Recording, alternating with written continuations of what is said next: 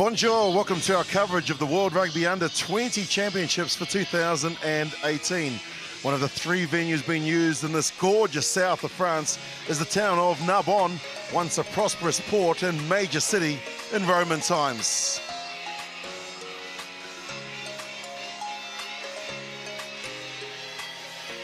Lovely conditions here in Narbonne. The crowd starting to make their way through the gates and taking their seats for two action-packed matches that should bring out the best from the four countries involved in Pool C.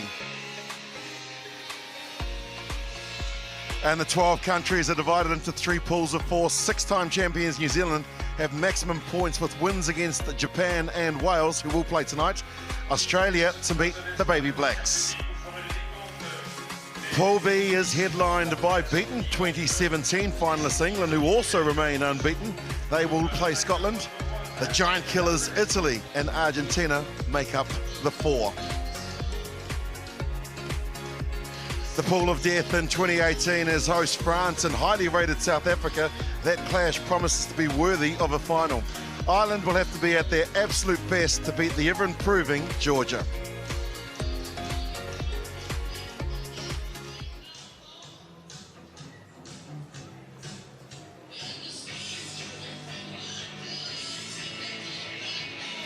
Ireland and Georgia look for their first win at the World Rugby Under-20 Championships for 2018. Who better than to have Tom May, former England international, alongside me. And Tom, both teams desperate to get a victory. Who wins? One thing's for sure, this is going to be incredibly close. Georgia have had an incredibly competitive couple of weeks here in France and can take a huge slice of confidence into this game. They're a side which pride themselves on their hard work for one another, and this match won't be easy for Ireland. Ireland have had two punishing games, and their focus has been getting on their bodies fully recovered so they can match Georgia's physicality. They'll need to convert their possession into points this time round. Let's have a look at the starting members. Ireland have made 6 changes from the run-on, 15 in the backs. Sylvester, Sullivan and O'Sullivan, with Dalton, Hall and Daly joining the 8. Ireland are leading, having made the most carries in the 2 matches that they have played, and expect to see plenty from the captain and the hard-working number 8, Caelan Doris. Their coach is Noel McNamara. 8 players return in a positional change for Georgia in the winner-take-all competition. Only Mama Tavlashvili and Jalahornia remain from the pack that troubled the French. Tabaladze moves to the right wing for centre, making space for Zvadnidze. Georgian coach Ilya Maizeradze had 21 caps for his country from 97 to 2007, including the narrow loss to Ireland at the Rugby World Cup here in France in 2007.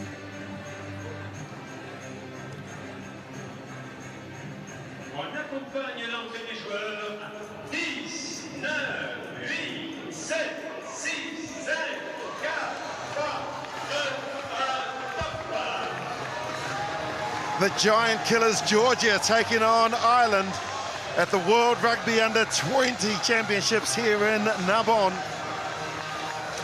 Ireland to the right, as you see them on your screen. Georgia in the maroon, being led out by their captain, Becca Saganidze. And it's big Caelan Doris, the number 8, that's got big raps in his future, leading out Ireland. Tom May alongside me, former England international, and both of these two teams looking for their first win, Tom, and really looking to secure a position in next year's championships. Definitely all important from those further details. Looking forward, it's a really key match for them, but I think they can't look any further from these 80 minutes. Really important, this competition, the right here, the right now. Tough moments for these players. Glorious conditions here as well, and World Rugby is united in its commitment to maintain a level playing field, and we have anti-doping day, keeping rugby clean. Today all the teams and tournament officials wearing special pink Keep Rugby Clean t-shirts as we now await the respected national anthems from Ireland and Georgia.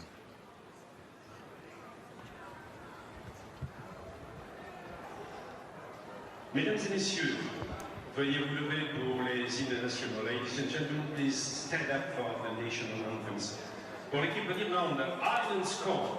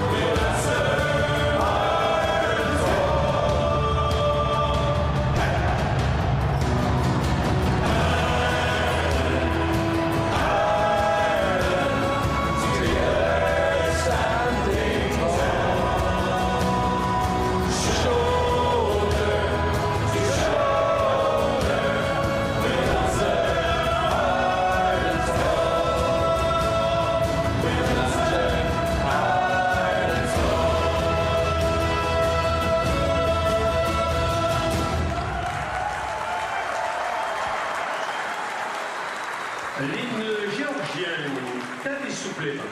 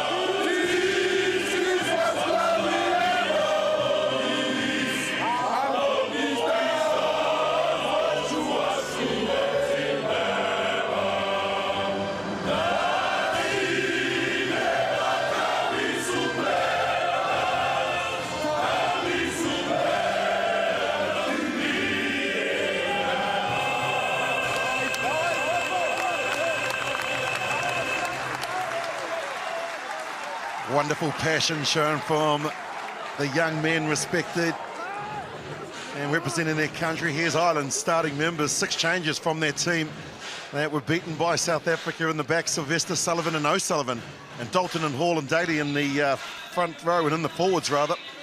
And this Irish team, they've had the most carries in the 2 matches. They are well led by their outstanding number 8, Caelan Doris. And their coach, Noel McNamara. And Georgia looking for their first win in pool play in the history of this game. They've made 8 players that have changed from a side that really took the French and troubled them. Jala Hornier and Mama Tavadishvili, the only 2 to survive in the forwards. So 6 changes in the pack. And they have plenty of experience on the bench that they will call on. Develashvili is one in particular.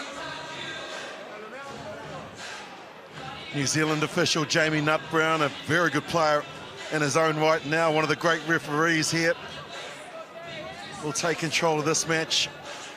He'll be assisted by Argentinian referee Pale de Luca and also the French referee Florian Horik. So we're all set now. Both sides having lost to South Africa and France, looking for their first win in the 2018 World Rugby Under-20 Championships.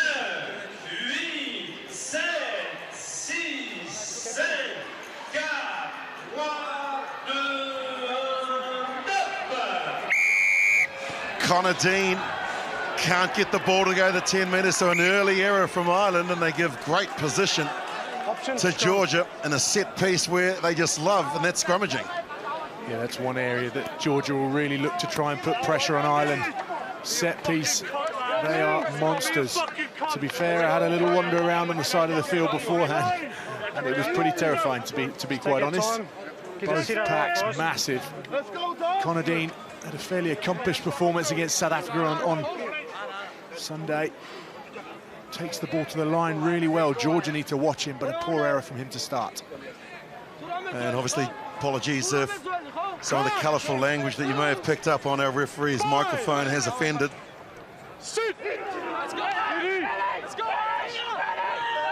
Apa Zedze, who scored a 50-metre try against Ireland last year, and the referee said that he hasn't hooked the ball, so they've basically just walked over it. You've got to strike at the ball instead of using the 8-man shove, and an early indiscretion and an early penalty from Ireland, and now they go on the attack. Quickly, the ball is there for O'Sullivan, out along to Barron. He goes into the tackle, and the Georgians won't be afraid to be making tackles. Here comes Doris. Caelan Doris runs into the shoulder of Mama Tavadishvili. Again along the chain, the ball pass from Dean is flat, and there's an advantage here because it was lost forward. See what Ireland are trying to do, though. They had so much success at the weekend against South Africa by taking the ball to the line flat. It means that defenders have to make decisions early, which then exposes the space, and Connor D did really well the weekend. Just one little handling error there for Ireland. You can see their intent, though, with looking to try and play quickly.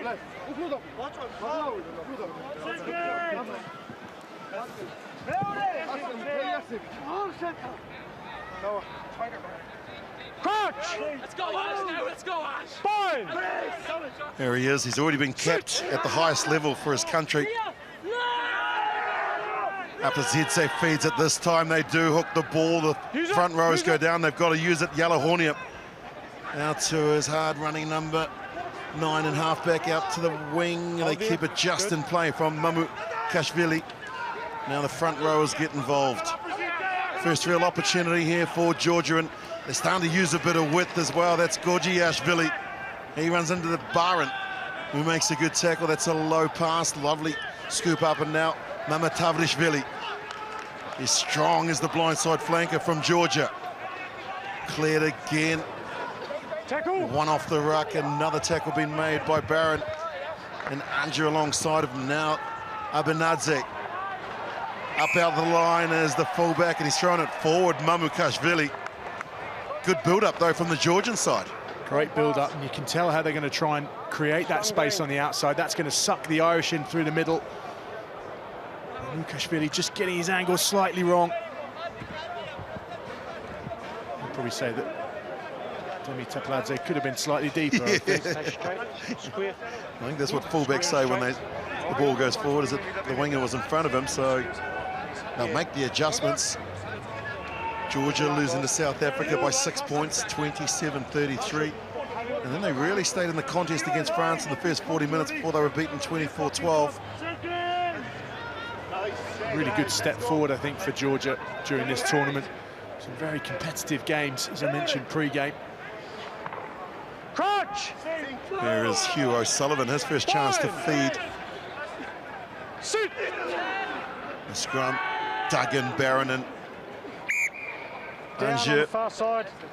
in the front row for Ireland, up against Gorgiashvili, Papidze and Japadidze.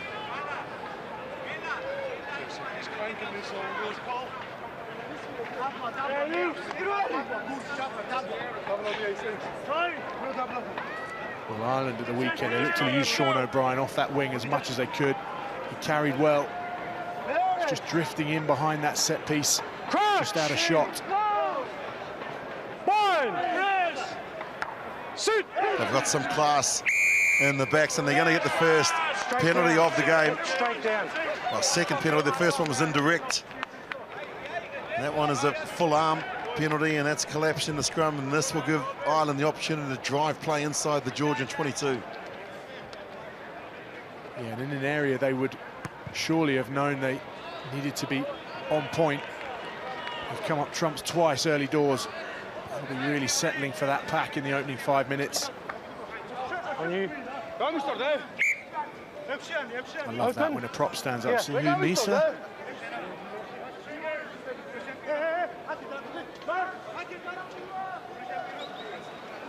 Dermot Barron in his second season played all of the matches in the Six Nations. The strip. Tackle!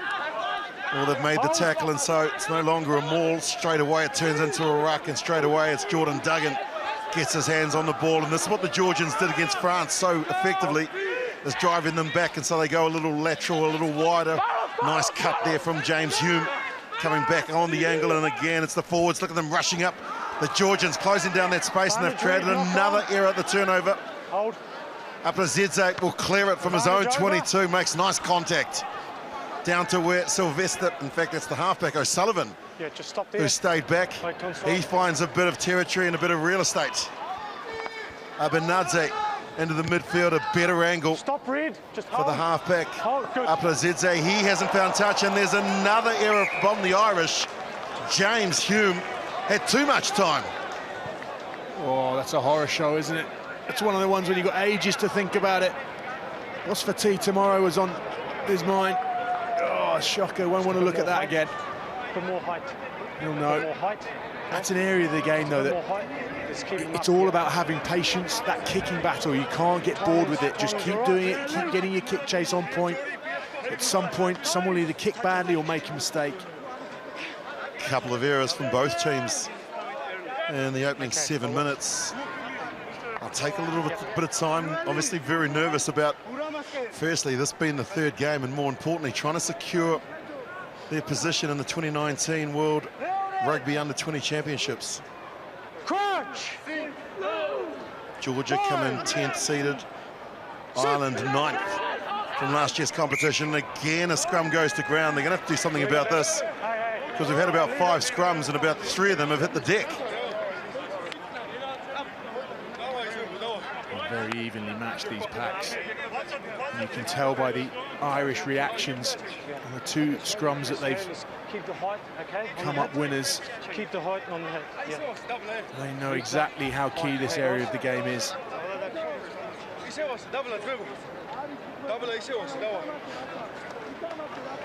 Becca Saganidze, he has been terrific for them, speaks fluent English obviously, and you can hear there Jamie Nutbrown, the New Zealand referee, saying that you've just got to keep the height up. The head and shoulders are getting lower than the knees, and that's the reason why they're collapsing. This is better. That's a better height. Now the pressure comes on, they fold. The referee says 1-1. Penalty to Georgia. One green. One green. They almost kicked it back through to the Irish side, didn't they? Great to see 2 sides going hammer and tongs, though, in the scrum. Props love that, don't they? Second year for Tito Abanadze, and there's plenty of pressure coming in here on the front rowers, and they just went straight down. And you can see what Jamie Nutbrown was looking at. Just keep the back of your line on you. Back of the line out. Jack Angier just under pressure there on that near side. Pabidze finds his captain, or I should say his number 8, Tonik Yellowhornia. And now they look to rumble to Georgia. Totally in control, ball in the back. They just need to maintain it here. They go through the middle again. Ireland creeping on the offside. And now they've got to get out of there. They continue to go, Georgia, 5 short. Now just 2 short. Gojiashvili, the pick and go again and close. Slow ball. Aplazidze. Hold there. He gets caught. Georgia on the attack. The tackle coming in from Doris. Ball is there up at Idzidze. Saganidze goes 2 short. Now the backs want the ball. They've got the numbers here. They rush up to Ireland. They've missed a couple of tackles on Abanidze. Yes. Now they slow it down. Pabidze, who got it started with the throw to the line out. They've gone 30 metres here, Georgia, 8 phases. Options both left and right. The ball on the inside, it looks good. Now they get a little closer, Georgia, he's over. Yes! Machiladze scores for Georgia. 10 gone. And the Georgian fans celebrate. An absolutely fantastic response from the Georgians. Machiladze will be delighted with that. But the key to it, Aprasidze. He knew exactly what he wanted from his forwards, just marshalled them round the corner, backwards and forwards. The backs had 1 shot, but really he had no interest in giving it to them, did he? Tommy O'Brien shut them down quite well. The Georgians know exactly where they're strong. And well, the Irish might be 2-1 up at the set piece, but that is certainly a moment that the Georgians can lean on moving into this game. Here is Jella Aplazidze. Fantastic goal kicker and a fantastic halfback. That combination, the gap opened. But boy, he worked hard, didn't he? Machiladze just kept pumping those big legs and took a couple over with him. Actually a great line as well. Just following into the space that Aprasidze had left behind. He's got a big old set of trunks on him. Oh, and again, a fantastic take from him at the kickoff. Well, they've done it right, and they'll be looking for a good exit play here. After you've scored points, you don't want to give the ball up inside your own half. Saganidze, the captain, goes across the field. Now back is Abanadze. Thought about clearing it, but they offload, so Georgia playing with some confidence. Early in the first half, 11 gone. The option to kick comes from their halfback, and it's a nice high kick as well. Plenty of chasers coming through. The contact in the air is taken by the left winger, O'Brien. And Just overran it, took him out in the air. there's the explanation. And I think it was actually Connor Dean that actually came up and took it. Yeah, a bit sloppy from Demi Tapladze there. Really had an opportunity to compete, just didn't really do anything. Got caught in two minds, didn't he? And knocked Connor Dean out of the air. Jamie Nutbrown hot in that area. What a kick from Apazidze, really showing his experience. I mean, it's his third year in the under-20s. He's played for the national side. They got big reps on him, but boy, he works on his craft. He does, yeah, that was a fantastic kick. But we've talked, haven't we, over the week about how many Georgian players we've started to see pop up in the top leagues across Europe. He's certainly one of those players playing his trade here in France with Montpellier. They've picked him up early. Well, there you go. 50 metres on the angle for Connor Dean.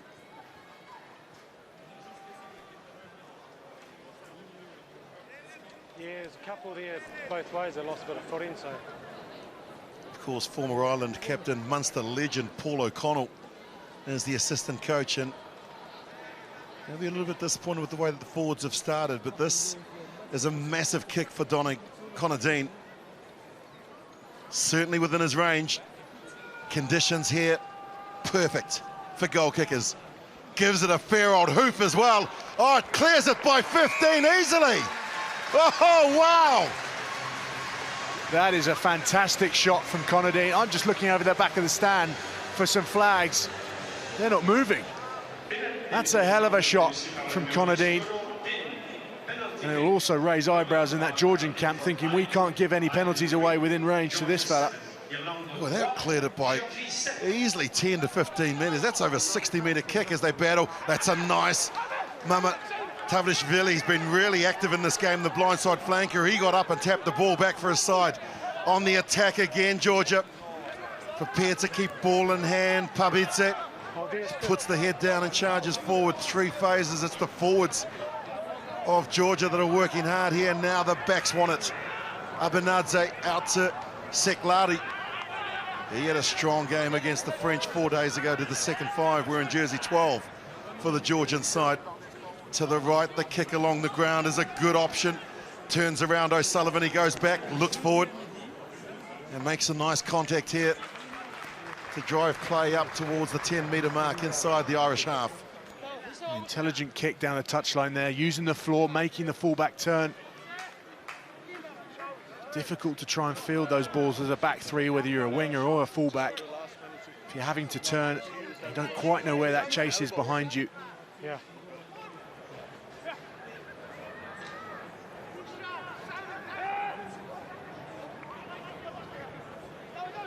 It's the money ball with their captain in the front of the line-out. Nothing difficult about that. The timing's perfect, and again, after an earlier maul that they had where they made nice metres, again they plough forward, and again it's Georgia on the attack.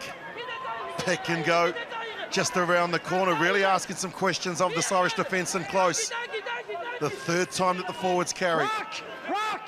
Now it's a ruck, and Ireland can't put their hands in there. It's a ruck. And you can hear the referee say it's a ruck. Okay, you're not first arriver. You can't put your hands in there, and this should be an easy penalty for the class of Jella Shot, guys.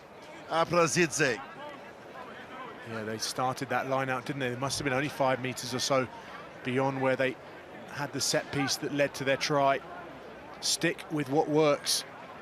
That's the motto, isn't it? So many teams try something that works and then move away from it and try something else. Something's worked well for you, stick with it On the line, yeah. until the team find an answer. And we can see the number of carries that Georgia are getting through. Might not be massive in the terms of run-up, but you know, they're getting the numbers down. And it's exhausting for the defending team, isn't it? Well, and that's why you make mistakes as a defender. You choose the wrong time to duck in and try and turn that ball over. Here he is. 21 points at the highest level of the game. This to make it a more than 4-point lead. Now it's out to 7. And the Georgian fans celebrate. Not too much reaction from the Georgian coach. Yeah, but I imagine inside this is exactly the start they would have wanted.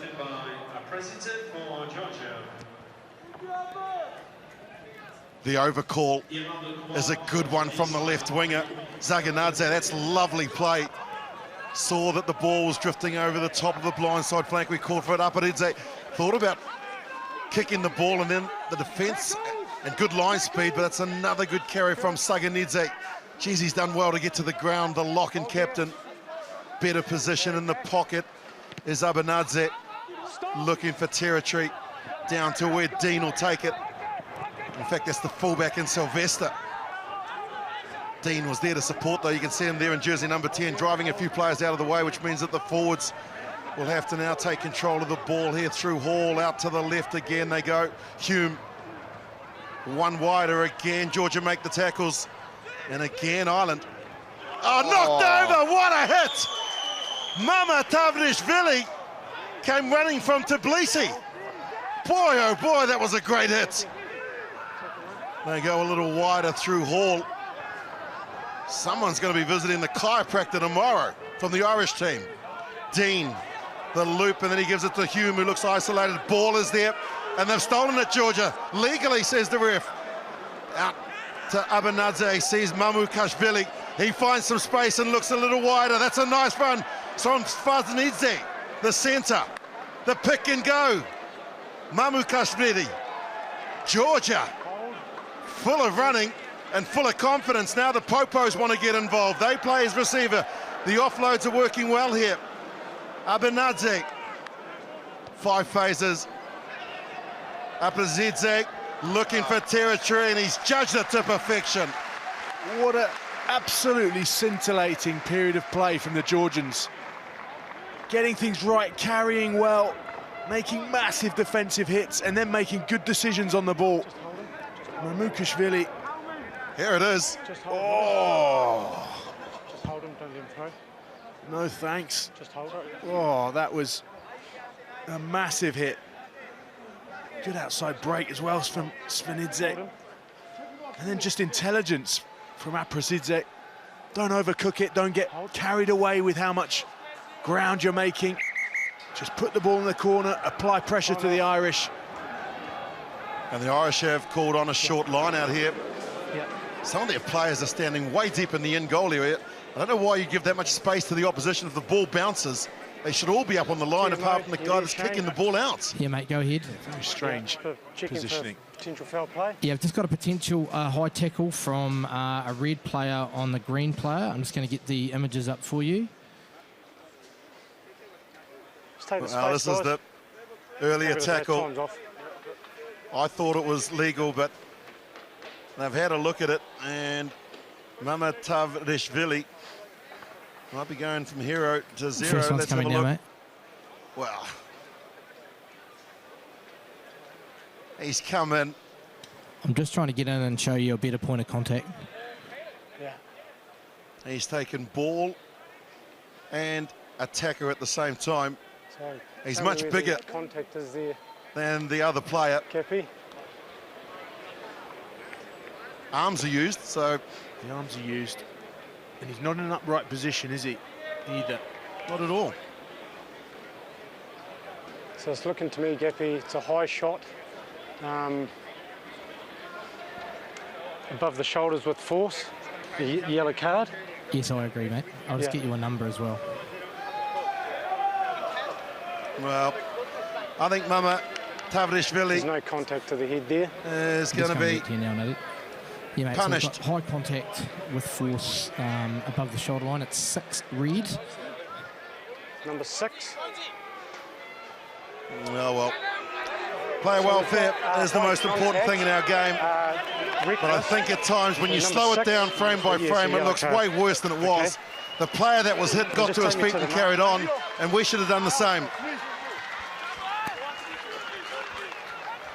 I think probably the difficult Whereabouts? thing for Mama Tavlishvili is the fact that the ball carrier was also on his way down slightly as well. Yeah.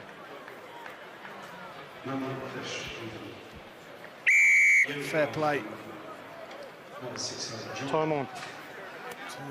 TMO for picking that up. I tell you what, Ireland will be breathing a sigh of relief as well, because they were right back in their own corner. And a minute later, they're 15 out from the Georgian try line.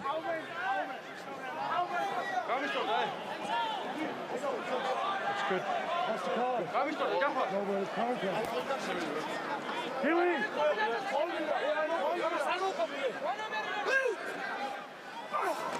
Georgia stole one of the lineouts earlier, but not on this occasion, and they sack it immediately. Straight to the ground. Defence is good on Doris, the number 8. And now O'Sullivan says, come out to the left, and I'm going to give you the ball. So the forwards work it in close again. A little bit wider on this occasion, and forwards have got out. Angier wearing jersey 3. The cut back, and now the pass on the inside to Sullivan. Peter Sullivan looking for some work from the right wing. That's good play from the young man. 5 phases. Again, it's one off running. And again, they're using the front rowers. Ball goes backwards. Now they race up. Not too many options there for Dean, but to take it back to that point of contact. Just look at the line speed from the Georgians, though. When they get the opportunity, they get up, make tackles, they get back to their feet. And that's what they've done now. The offload to O'Brien. Big wraps on the centre from Ireland. The ball's available, and quickly it's cleared from O'Sullivan out to Angier. That's his 3rd carry in this sequence, and now the dummy, they'd overrun it. Georgia look interested in the steal here. They get their hands on the ball. Contest is good, but the ball comes back. Sullivan plays half. Quickly offloaded from Doris to Dunn. Release now, release! Long passage of play, this 11 phases. Georgian defence is good. Now the intercept, and now it's about speed, and he's got plenty of it. Svanidze goes coast to coast. Georgia score their 2nd. Incredible from Svanidze. That's how you read a pass. James Hume, he wound one up, didn't he? If Svanidze hadn't picked that off, Ireland were in the corner. But as it is, Georgia go the length. Oh, he was tying up towards the end, wasn't he? Just as soon as he caught it, he probably thought, oh no. You could see the numbers on the outside from the Irish. But as soon as Svanidze got that, Tommy O'Brien was getting nowhere near him. They had numbers to burn. They've got a man in the sin bin, and this is a Georgian side that are gaining confidence. 6 points loss against South Africa, 12 against France, and Georgia leading 15-3 after the first quarter of the game. And I'm looking across our gantry position, and the Irish management, well, they're looking slightly concerned. Lost for words, no doubt. Keep getting pulled right back onto their own try line.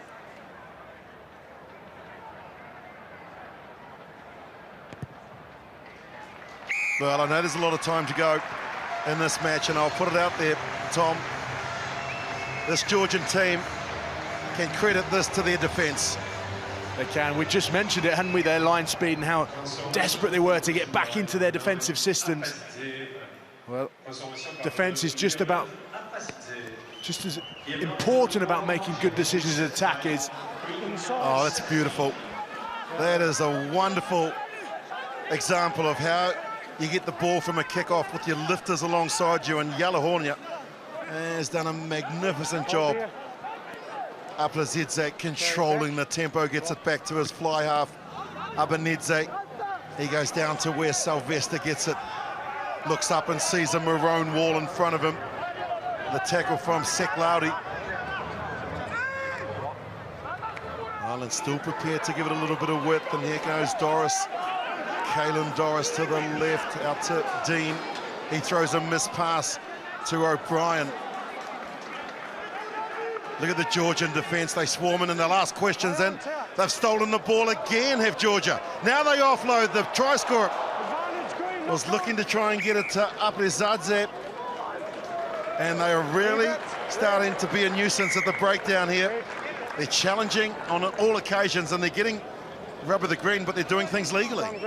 Doing things legally. And what I thought was really interesting, as we see this repeat of the turnover, was out of shot, really important and really quick realigning from that Georgian defence. They're so intent. Some teams you see take time to get into position. You can see the number of tackles they've missed is just 2.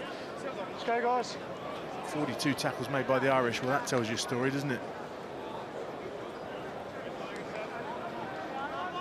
They've had 45% of possession, have Ireland. And that's the reason why they've been asked to make a number of tackles. 42 in total, 5 missed. Saw a bit of this from the Irish against South Africa, actually. Made a couple of errors and were punished heavily for it. Never quite recovered. I'll tell you the other error that won't be pleasing their coach, Noel McNamara, is the handling errors. 4 in the game as Dice picks off the back a good amount of metres. He's isolated, they're looking to steal it. Finally they arrive, but it's slow ball again and not much they could do but give it out to Dunn. He goes back against the grain. Sullivan falls over, but then gets to his feet. A little bit wider for Sylvester. There's that defence again. They're not missing too many tackles, are the Georgian team? And they've stolen the ball again, legally. And now Zaganadze is taken. But look at how many maroon jerseys are there so quickly. This is the work rate. Sorry, Willie. This is the work rate I was talking about pre-game. They love the hard work, the hard yards, the stuff that you don't need skill for. And the 4th turnover as well for them in the first 26 minutes. Back to Abanadze. Another good contact, 50 metres on the fly down to Sylvester, the fullback. Peter Sylvester uses his left boot, sees some open land there. Mamukashvili claims the ball. Watch out. He's a lovely runner, and now he offloads. They turn on the afterburners. That came off the leg, so play on. Sek Laudi did really well to control it. Kick option available here. But Apezadze prefers to go back to the forwards, and another turnover. And then the kick from Sylvester. Off your feet now. Yeah, the kicking game needs to be a bit better, but Ireland, every time they've got the ball, they just look a bit panicked. Chip over the top from Abanadze, bounces. O'Sullivan gets there and looks to return with interest. One of the Georgian players is down, and so they'll keep the mark of where that's happened, going back and placing the ball down for a restart at the 22 is Tito Abanadze. It's one of the Georgian players. He's not looking too comfortable, and it may have been Jack Dunn who's held his line. What do you make of this?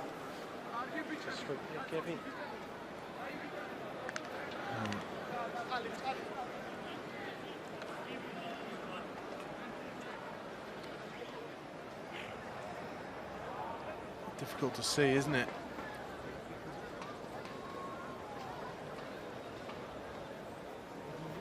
Not sure whether Jamie Nutbrand's going upstairs. Yeah, a bit of the old ice spray, that'll sort it out. Water is magic. Fixes everything in rugby players. So just an injury there. I don't think there was any foul play here on the part of Jack Dunn out of the Dublin University. Over 2 metres tall, he's entitled to stand his ground. And the Georgian player might be looking for a contract in Hollywood. I tell you what, Georgia have managed this period with 14 men very well, haven't they? 1:52 left on the card. 17-3 up.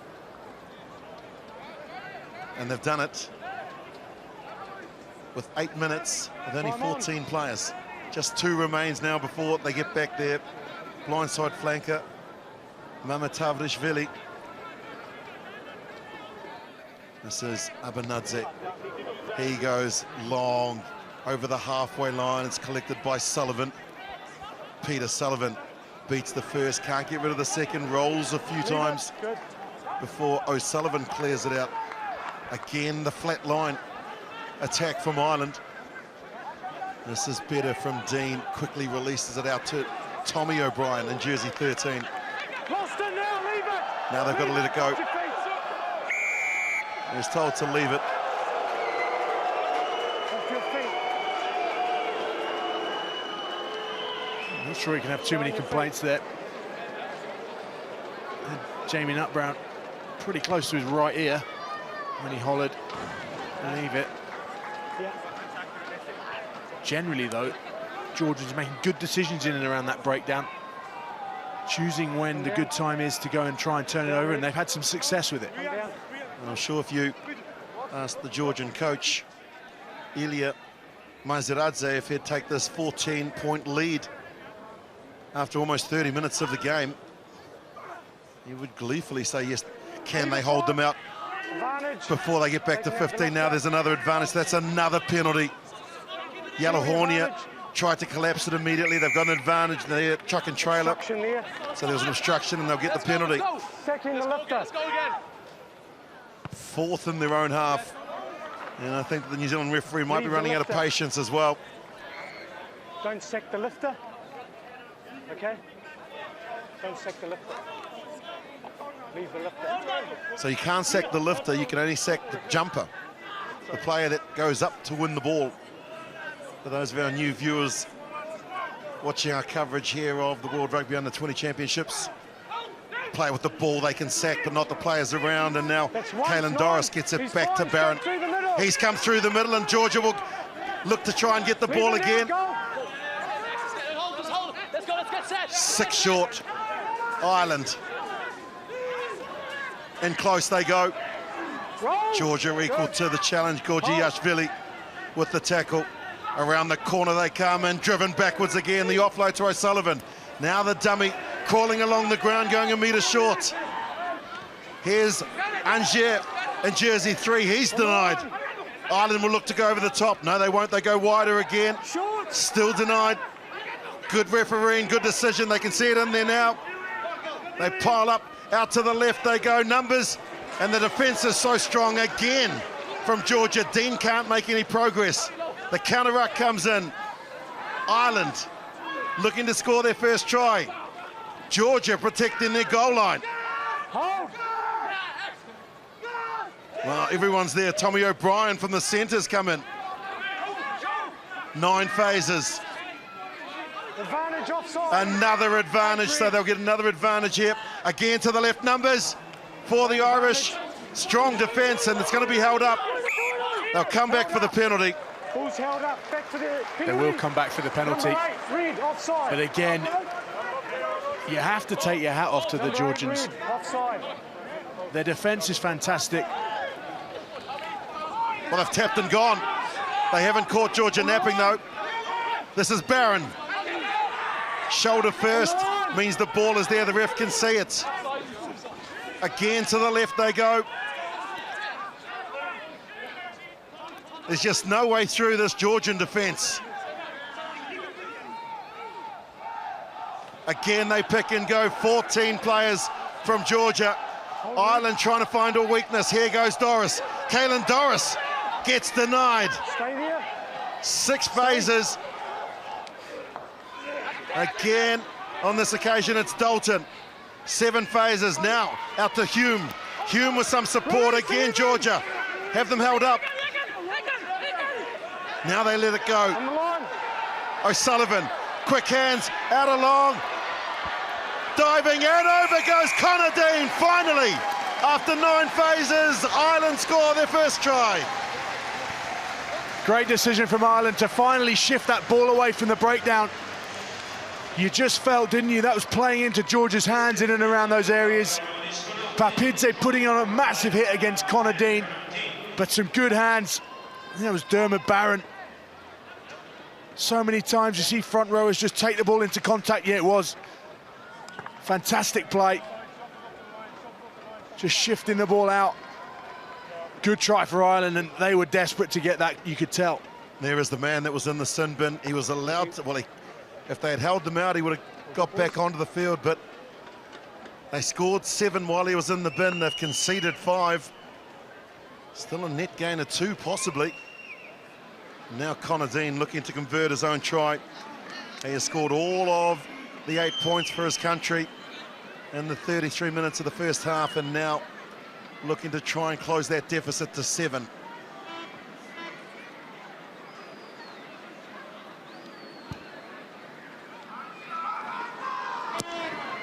Looks pretty good from the start and denied off the post.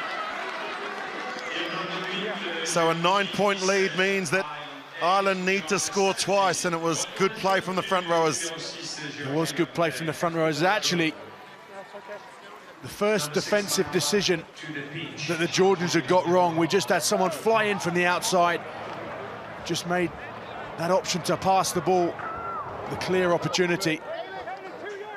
But wait, they've set the pace, haven't they, in this first half? It's been brilliant to watch. Benadze goes high, and the man that's been in the bin goes up and gets the win, gets the ball back. So Georgia are winning the contest at the set piece.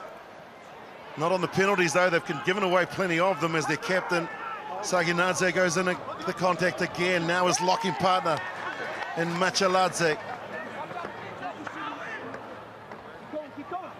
Just prepared to hold on to it. Nice read there from Aaron Hall. The farmer comes in to make a crucial tackle. Does the blindside flanker through the middle? They go, Georgia. That pass was popped up, came off the feet and off the hands of one of the Georgian players. I thought it was off the legs of the tackle player, but not the case. And how good is Mama Tavlishvili at the kickoff? He's brilliant, isn't he? But that was brilliant as well. We've got Chishashvili just trying to force it. Eyes went wide, didn't it? Prop on the rampage. Got to do something with this. Well, I can tell you, Tom, it's Georgia's third tournament, and there was always talk that they were a forward-dominated team. It's all that they had was the front row and the strong forwards, and that it was a forward-dominated game. They have learned to play the 15-a-side game, and they are showing us here the performance and what classy backs that they do possess in their beautiful country. It's a very well-balanced game that they've showed us so far. Seen a great advancement from the senior side, and you can see that the next crop of players is pretty tasty too. Well, I know the coach at the highest level, Milton Haig, has been working on developing, making sure that they not just one-dimensional. And oh, if this is the start of it at this level, stand by World Rugby.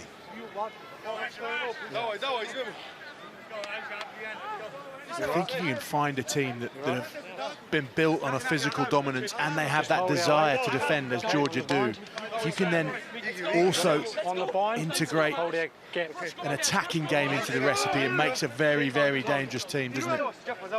Well, here's a stat that'll please some of the people at home in Georgia. Not if you're Irish. Ireland have spent only 9% of the time inside their own 22, as opposed to Georgia's 33%. Yep, the scoreline reads Georgia 17, Ireland 8. Penalties are a different story, and there's another one. Number 1.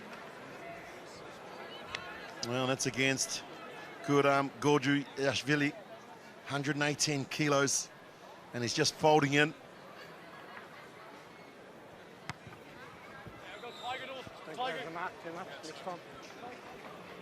I think the problem for Georgia now is they're making so many errors in terms of their penalties. See 7 on the stats there. They're actually coming in at various different points in different aspects of their game, which makes it much more dangerous. Very open to Jamie Nutbrown just saying, I've had enough here.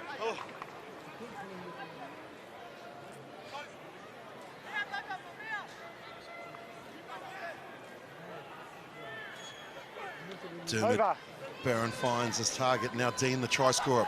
Ball out the back, some decoy runners, but Mama Tavlishvili has kept his eye on the number 8 and made the tackle. Again, they go a little wider. This is Dalton, gets isolated. They'll look for the steal again, Georgia, but Ireland arrive. Dean, ball on the inside to O'Brien, who ran a lovely line of outside in. Again, the flat attack from Ireland. Ball is there and the passes are flat, which means that they're up and close to the advantage line, and that's the danger. Is that if you make an error, it's either going to be intercepted or you're going to lose possession and also lose meters. Now Jack Daly, the open side flanker. Not too much help there for O'Sullivan. He's having a real hard time, but that's a nice pass from Doris out the back to his tight head prop, Angier. Here goes Hall. Roll 6. Georgia defending with 14 players. One of the players is down injured, and so they change the point of attack. Do Ireland look to go down Main Street? Dean, a little wider to Hume, out to Dalton. Ball stays in, and now the counter-ruck is a good one from one of the smaller Georgian players in Abanadze.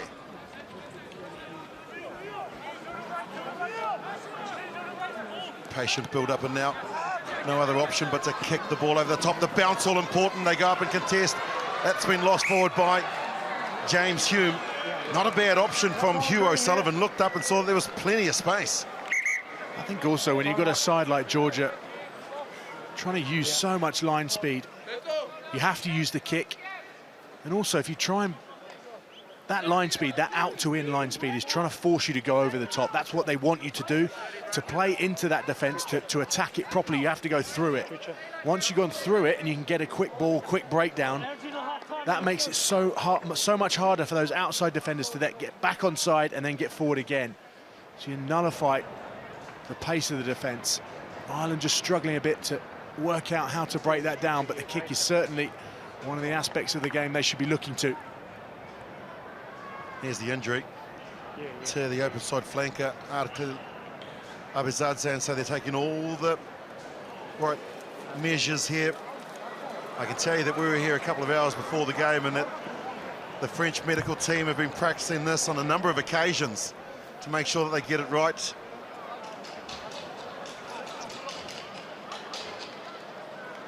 And have a look at this, the carries from Georgia.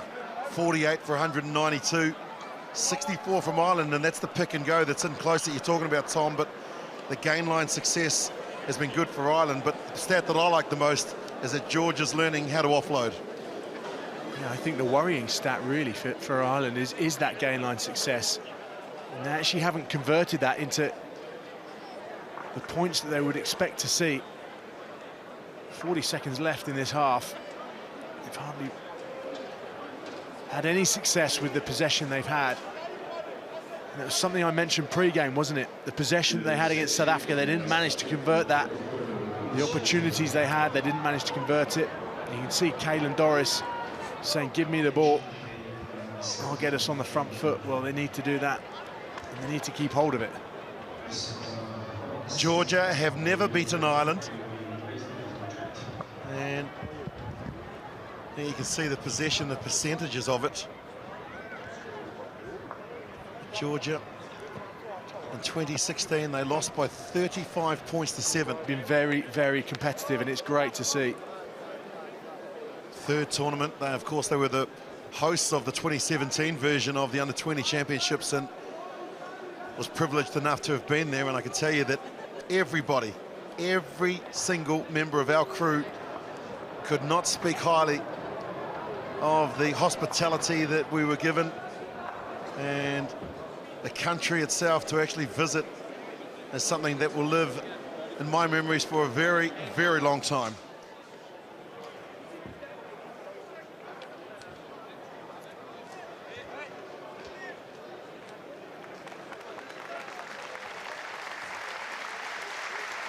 Good crowd here as well, Tom. Obviously in anticipation of the match to come between the two unbeaten teams in France and South Africa. And as you'd expect here in France, very knowledgeable. Of course, you know, you spent a couple of seasons down here in Toulon. Yeah, they know their rugby back to front. Great to see Chaladze getting looked after. That may well look a lot worse, and potentially it will be. No doubt he'll be looking to get back to his feet as soon as he can. Gigalashvili comes on in jersey number 20, but better news is that they are back to 15 players now for Georgia. They'll dig deep here. Quickly off the back goes Yellow Horner. Good run from the number 8. Finds some space and a lovely offload to Seek Lowdy. He's tackled by O'Brien, who had to scoot to get back there. And now the counter ruck from Ireland. Georgia looking for possession. Eventually it comes back. And Ireland just, well, it's just Georgia kick it out, which is a little unusual, but they want to get to the break. And what a run from Yellow Hornier, firstly off the scrum to release the pass. It's been a fantastic first half here. Georgia leading Ireland by 17 points to 8.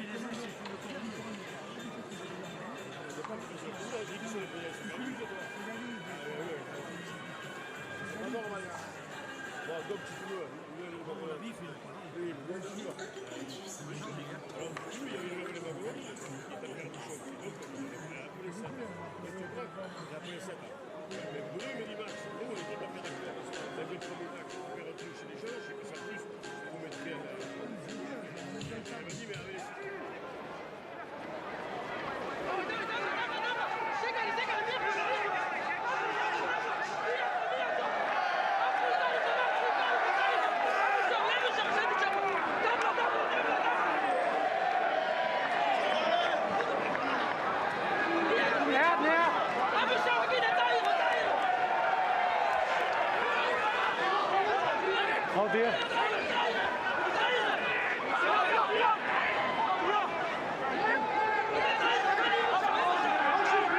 Oh dear.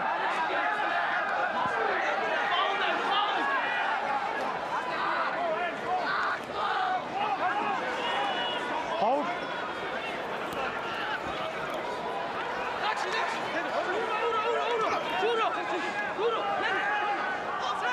Yes.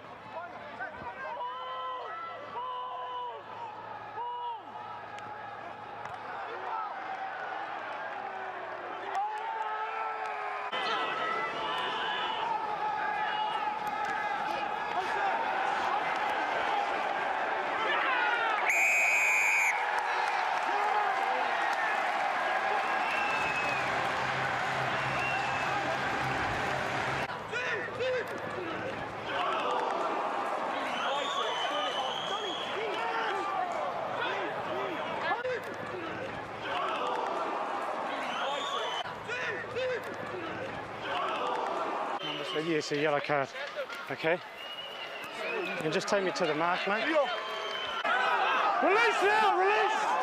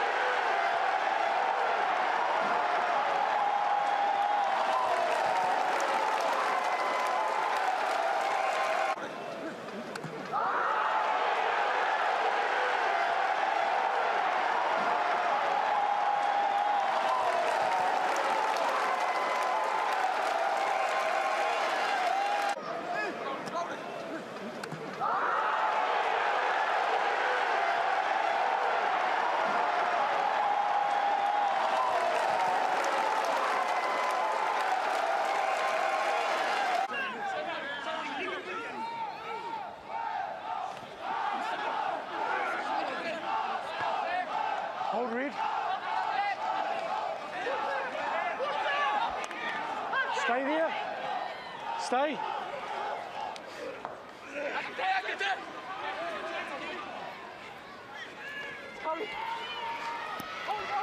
Release, 11!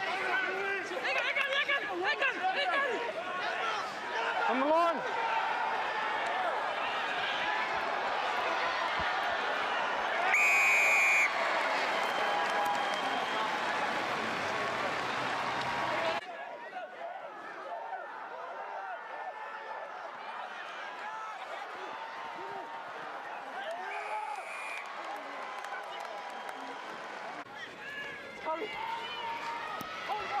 Release, 11! On the line.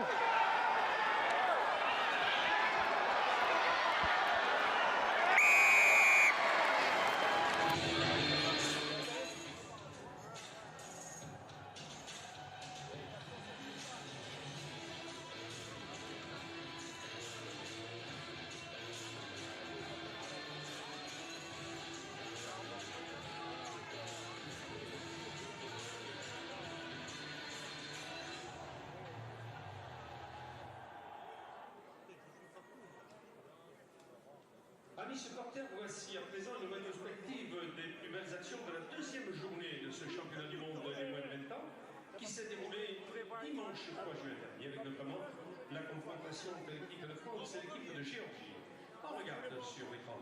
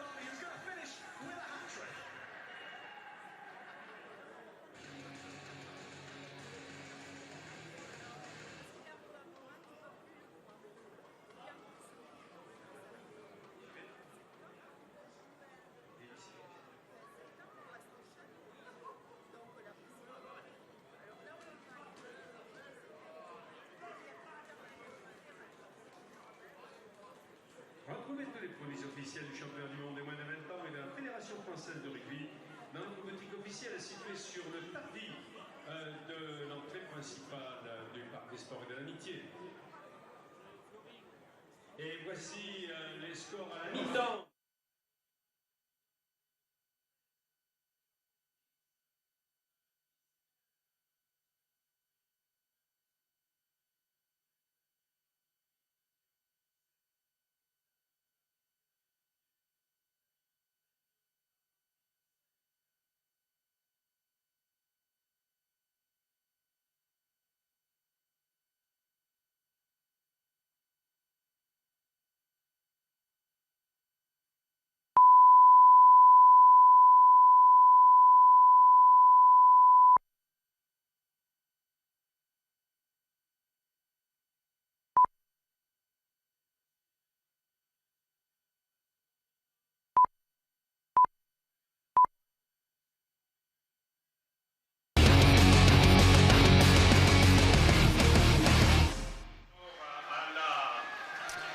Well, welcome back to our coverage in the south of France of the World Rugby Under-20 Championships.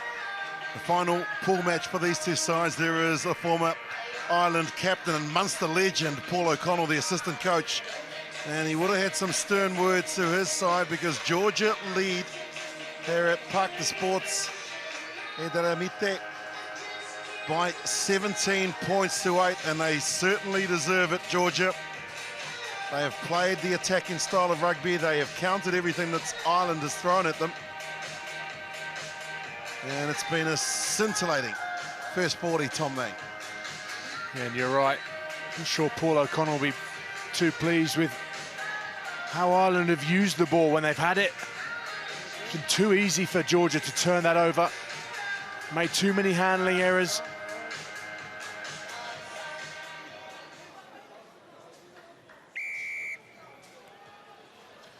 Second half is underway. Georgia playing left to right in Ireland.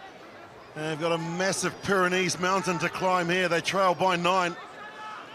But they've got first possession in the second half, and they get it out to Daly.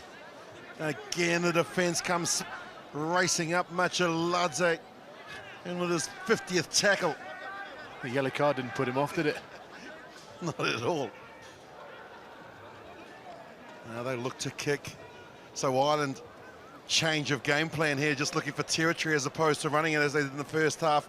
Abanadze, ball in two hand, goes across the field, gives it to Mamukashvili. He throws the old hospital pass. And an error, so now Ireland look to try and shut down the attack here. O'Brien is there quickly on Mamukashvili, no real advantage. They'll come back. And wise play from the Irish. Yeah, just applying a bit of kicking pressure territory on the Georgians. Interesting to see how both teams are differing in the way they kick. Ireland aren't really kicking to compete. There's Georgia throughout Prasidze and Abanadze, much keener to get after the ball, put pressure on the catcher. Time off. Pour la Géorgie, le 13 Svalitze a été remplacé par le Just need to be careful, though, don't they, the Georgians? They don't get too carried away. They don't start playing too far deep in their own territory. Well, it's a phrase that we use in New Zealand. I'm sure we've stolen it from England, and we say, I hope that Georgia hasn't put the cue in the rack.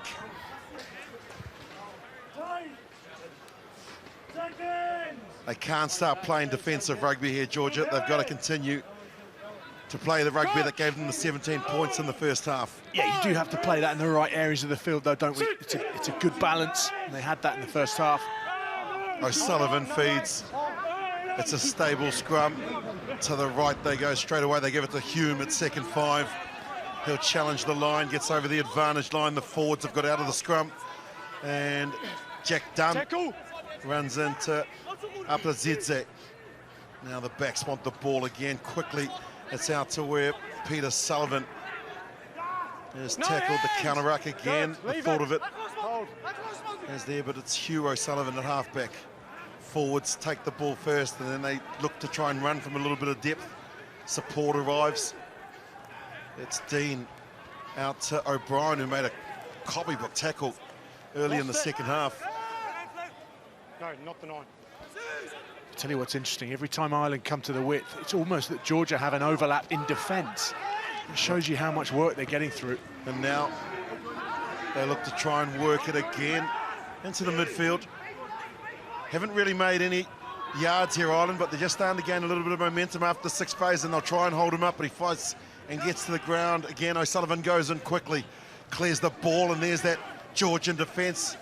And now they walk over the top and they win the counter-ruck. Georgia, possession was there, and so Doris picked it up, and now here goes the front rowers. Nice run from Japaridze. Advantage over. Apazidze. Now they've got numbers here, Georgia. Sakladi to the line. Now he offloads. Here goes Tapaladze. The kick in field. How's the bounce of the ball? Apazidze controls it over. Oh, ha, ha, ha, yes. What a try. One of the best of the tournament. The turnover inside their own 22. And Tilo Abanadze scores their 3rd. That is truly special from the Georgians. Outstanding. All came from that little line break, didn't it? Always good seeing a prop get on his bike. Japaridze. And then down this near side, Lomidze. And a really intelligent kick, for Tapladze. Just infield, just nudging it infield. It means that the Irish can't get across and kick the ball into touch. And there's the grateful recipient, Tedo Abanadze. Well, his halfback, Angela Aparidze, scored one of the tries of the tournament last year, where he went through about 6 defenders and was nominated for the IPRA Try of the Year. On this occasion, it's the first 5, and that might be worthy of it as well. They're just checking to make sure that the grounding... Would it be the grounding or would it and be also offside? Yeah, I think it might be offside from the kick that they're looking for. He's been given the green light, so try stands. Third try for Georgia. Angela Aparidze keeps his 100% kicking record intact. Georgia score first in the second half. Oh, what a horror start again for the Irish. Really intelligent play. Do the simple things well. As soon as that defender turns his back, give the ball. That is a really intelligent kick inside from Tapladze. It's coming across for Ireland. Tommy O'Brien is off there. You can see James McCarthy in jersey 23. They go deep inside the 22 of Georgia. They'll look to get a nice exit play here. Nothing too fancy. Aparidze gets it back to the try scorer, Abanadze. And he gives it a good old-fashioned hoof down. And here straight away, McCarthy called on. Oh boy, he won't want to go down that channel too often. And now, another error from Ireland. Georgia making their first up tackles. Ball is there. Gets released. But Ireland are finding it tough to try and break the defence. And yes, I say that, Doris goes through. Caelan Doris draws the defender and then throws the pass. Couldn't be taken from Sullivan, otherwise they were in again. But Caelan Doris showing his class, the number 8. Well, he's the man to change the flow of this game. Momentum strongly with the Georgians. Look at that, just skipped out of one. He's a real talisman for the Irish. Made a huge number of line busts against the South Africans, and he started doing it again now. And boy, do the Irish need this. Boy, I would have liked to have seen him keep ball in hand and just take on the last defender. It was only the first 5. He could have run over the top of him, I'm sure, as he grows and develops and gains more confidence about last defenders, is that he will back himself. I just looked across as well, when McCarthy brought that ball back and got turned over, dropped it, looked across at Paul O'Connor, who was head in hands, really frustrated with the way that the Irish are looking after the ball here. They've handed the ball back to the Georgians. Quickly off the back was Yalahornia, but a good tackle from O'Sullivan, sacking him straight away. This is an area of the game that they really have developed and now starting to specialise in, as Papetze gets it as just the forwards and making it a little bit more of an angle for Abanadze to again kick down to where McCarthy takes it. This time it's in touch. Georgians are really calm about the way they're playing, aren't they? Very settled in the way that they're using their set piece to get themselves out of trouble. The kickoffs, well, that aspect of their set piece has been outstanding. It's his back, isn't he? It's fine. I love that. When backs are injured, play doesn't stop, it just carries on. Yeah, but he's a Tough. forward. You tough forwards.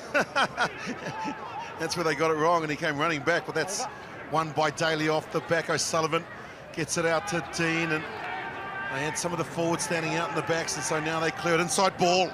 That's a nice pass into the winger. Sullivan. Again, it's the decoy runners, but it's not drawing in any of the Georgian defenders. Tackle made Good one. on Hall. Good from the referee, saying that the player rolled away, and then again they've lost it. So again, the knock on. Georgia have possession. No advantage. Knock on green. And if he had his Scrum red. head in his hands before, I'd hate to think what's happening now. He's just got one hand on his head at the moment. Hidden in behind that computer there somewhere. Really frustrating for coaches. Let's go. All the messages they would have given at half-time. Well, Ireland, they're put under so much pressure. Now, you can say, on one hand, well, the Irish are costing themselves, but also it's the pressure that Georgia are applying to that Irish team.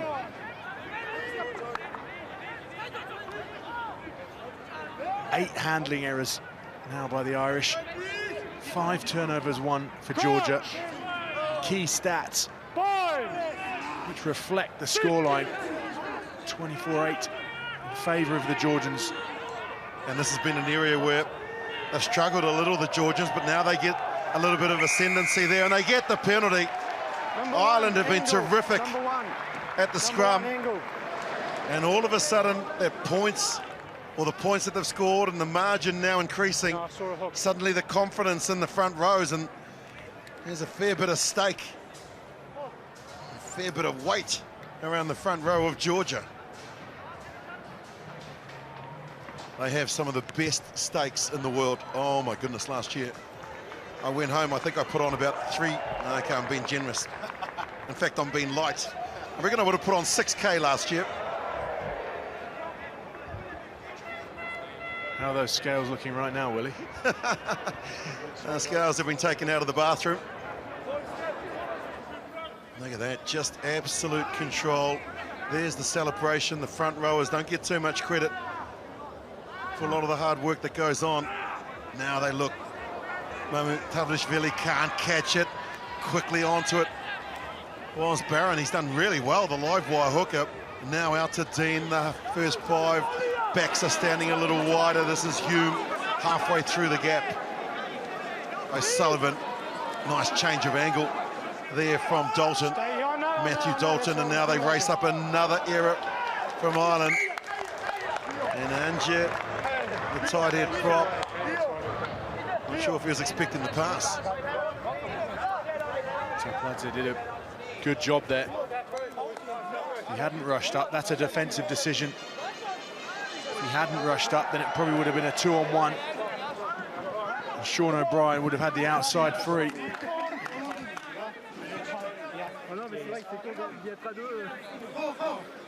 He made a good defensive decision, and now he's straight into attack. Set piece, he stood in right behind Tedo Abanadze. We've seen Yellow Hornier take the ball quickly off the back of scrums. Look at those possession stats, 70% in favour of the Irish. That's what they've done with it, isn't it?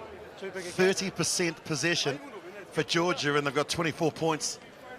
That's where sometimes the stats don't tell the whole story and actually confuse you. I think also, rugby's a game about taking opportunities, isn't it? And the Georgians have been brilliant at that today.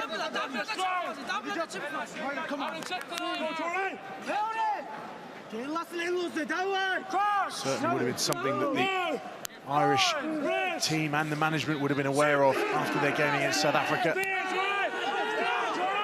Aprazidze puts it in. The confidence is high from Georgia. They rumble forward. Eventually it comes out and they'll get the penalty. Well, something has changed in this Georgian front row. And all of a sudden, Gojiashvili, Pabidze, and Japaradze, they've woken up. Someone's poked the bear. Poke the bear, all right. Do you know what? I think it comes down to confidence, belief. And a huge amount has changed, has it? Okay, Gigalashvili's come onto the flank. But that is a massive, massive win for the Georgian pack. And that's a mindset. Guys. JC! JC! Well, this is where they need the line out to work. Winning in other stats, but there just gets over the outstretched hands, and they've done the first thing right, which is win the ball. Georgia looking for their 4th try. They rumble forward. They've got momentum here, Georgia. The forwards working as 8. Now they pick and go and peel off. They splinter through Gojiashvili. Here's his teammate, Pabidze, in the front row. Picks and goes. Slow ball. Someone tries to go over the top. Not too much space there. The gap closes quickly with the tackle from Hall. Again, it's the front rowers, and it's again Gojiashvili.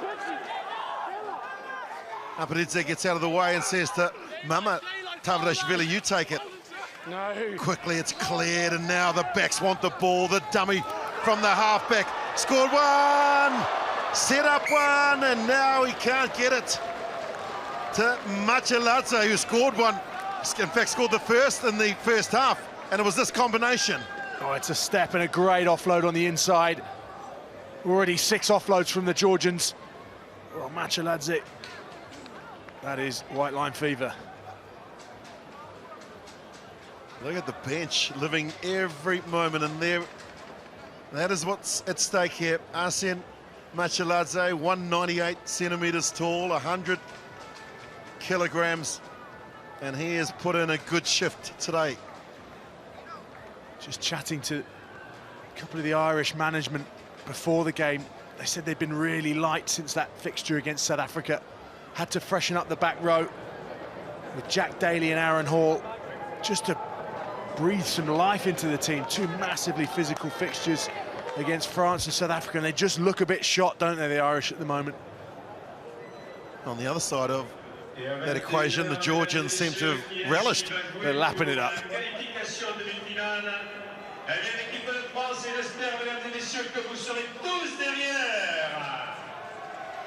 Good crowd starting to make their way into the stadium. They're going to catch the last 26 minutes of this game and have a look at that. The amount of tackles that the Georgians have made and the amount of meters as well. Incredible, the work that the Irish are getting through as well. From those stats, fairly evenly matched, but if you were looking at the game without the stats, I'll stand by here, Tom May, because expect a massive shove from the Georgian team. They've dominated the last 2 scrums, and they'll get to this position here and say, you know what, we don't have to hook the ball. It's a straight 8 push. Watch this. Ireland control it. Then the pressure comes on. Quickly they clear it. They've got a lot of numbers down this short side. Quick hands may have been the better option, but McCarthy into the contact. O'Sullivan at half. That's a good drive, good league drive. Coming in there from Matthew Dalton.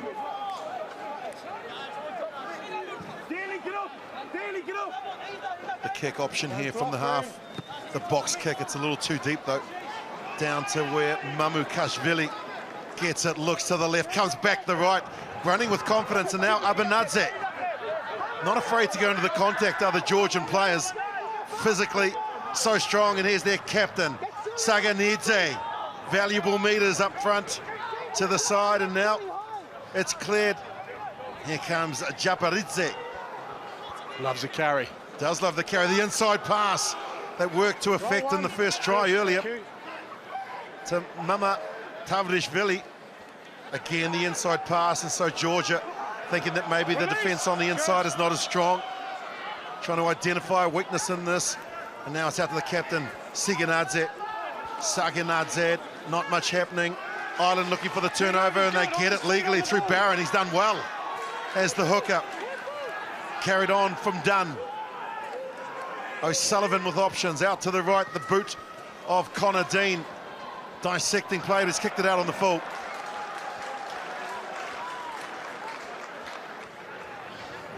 Right decision. Great decision. Just poor execution. Time off, we've got 2 guys down. They're the moments that swing games. When you have an opportunity to put a team right back on its own try line, take it. Don't miss it, especially when you're in the position that the Irish find themselves in right now. Dermot Barron is the man getting some treatment. I think that after that turnover, he got absolutely crunched legally. And don't forget, you can always contribute through social media at World Rugby, worldrugby.org, #WorldRugby. And I can tell you that all the teams and all the players earlier today and tournament officials wearing the special pink Keep Rugby Clean t-shirts as a commitment to anti-doping. Look out for the messages of support through the World Rugby social media platform. Just reminding you, as we see a change coming on in jersey number 22, but all players at the under-20 championships have undertaken interactive anti-doping education as part of a tournament-wide program to keep rugby clean. And there are some of those pink shirts that you can see on the sideline. You're looking good in yours as well, Willie. Always look good in pink.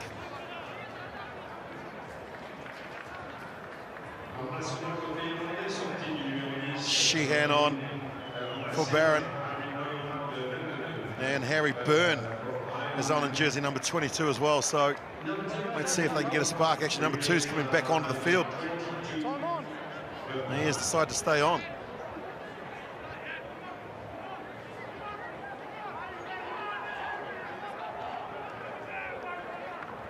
Good throw to the back of the line out. And there goes the captain again. He is just so strong. There's Saganidze. Boy, he's made of granite.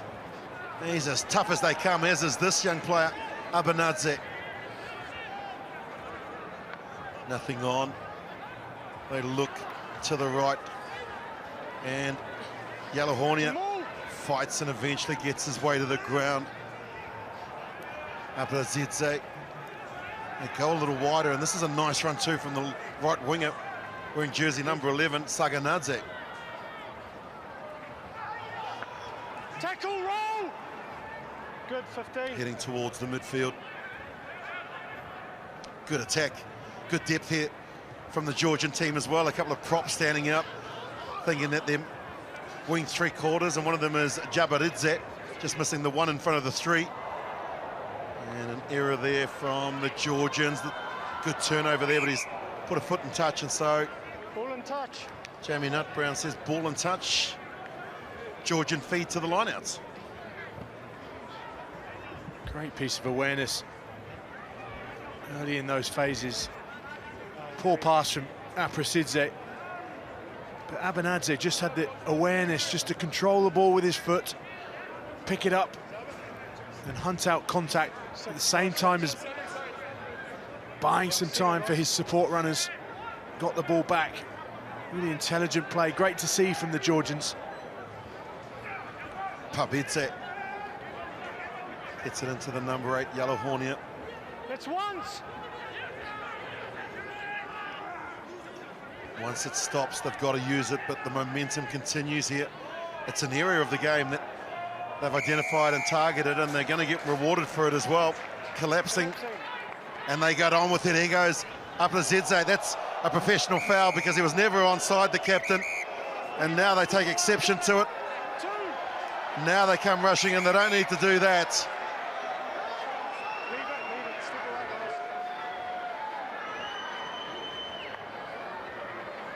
Doris was never onside, and this might result in a yellow card. You don't want to see wingers and fullbacks running in. They've got nothing to do with it. We'll listen in. Captain. So penalties, first one's for number 7 collapsing, second one's your high tackle. Yeah. Okay. We don't need players running in. Yes. Okay. Okay. Because I'll reverse the penalty for players running in. Okay. It's been tidy till now. Yeah. So let's keep it like that, eh? Yeah. Have a quick word. Yeah. Okay, and we'll restart with the high tackle being okay. Isn't that a professional foul as well? He was never back to 10 metres. No, I think he's got away with one there. I think he's got away with one. Aprasidze knew exactly what he was doing. That's an intelligent play from a 9. Hunt out someone that's not 10 metres, make him play you.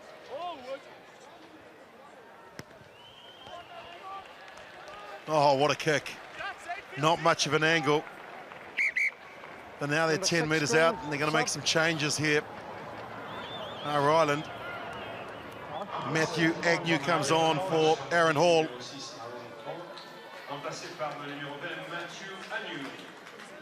Time's off, guys. Number 20, replacing number 6.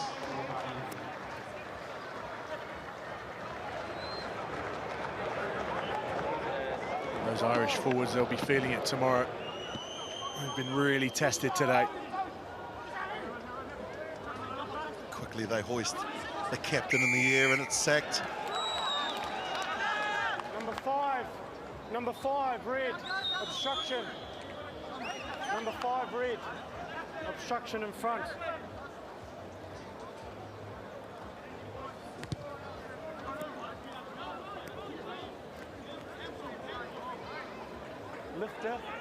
Lifter, block.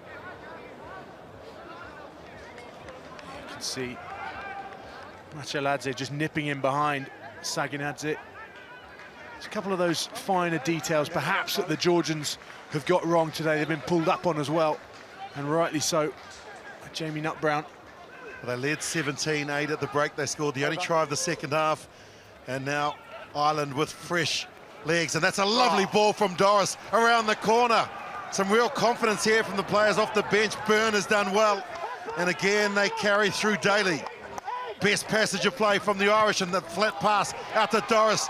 Some space here for O'Brien. Does well, O'Brien. That's a hand that's lost forward from a Georgian player. So Ireland should get the scrum feed here.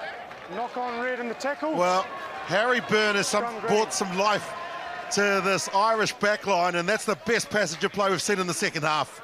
It is the best passage of play, and they're the lines exactly that Caelan Doris was running against the South Africans and having so much success with. Harry Byrne, well, he had a great game, didn't he? In match day 1 against the French. Doris, he's been central. 2 offloads in that period of play. Made a line break down the right. He's becoming more influential for the Irish, and that'll be something that the Georgians have to look out for. He needs to be looked after.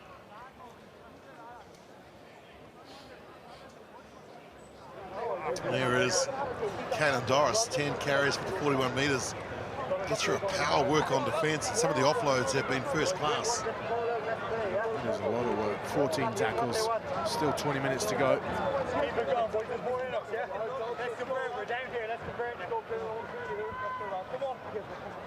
Georgia need to maintain the high intensity and the level that they've been playing with, both on attack and defence. And if you're part of the Irish coaching team, who do you go to here, Tom? Who are your go-to men to try and spark something here? Well, I think that's why they brought on Harry Byrne, isn't it? To just give a bit of life into that back line. It's looked a bit one-paced. Really, the sharpest on the ball has to have been Caelan Doris. He can't do it on his own, though, can he? He needs some other guys to step up here. Yeah, they've created 1 or 2 opportunities and just haven't finished them off. 1 or 2 2-on-1s. Ball hasn't gone. Contact's been sought.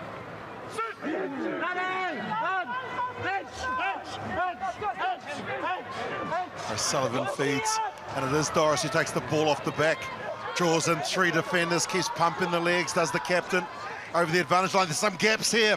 They run a nice line and put Dalton into a bit of space. Ireland on the attack, 6 short options left and right. Byrne gets the ball out, it bobbles forward. No advantage there for Ireland or Georgia, and they'll come back for the scrum. Starting to look really effective there, and Byrne and McCarthy just couldn't combine on that occasion. It's a good ball from Byrne again, but McCarthy, that's the second time he's got too flat. He's put himself under a huge amount of pressure. Ireland need to keep the ball in these areas. Very rare opportunities they're getting here. Need to be much more composed on it. Good bust, wasn't it, from Jack Dunn? That's a good ball, and it's a good line from James McCarthy. A simple error.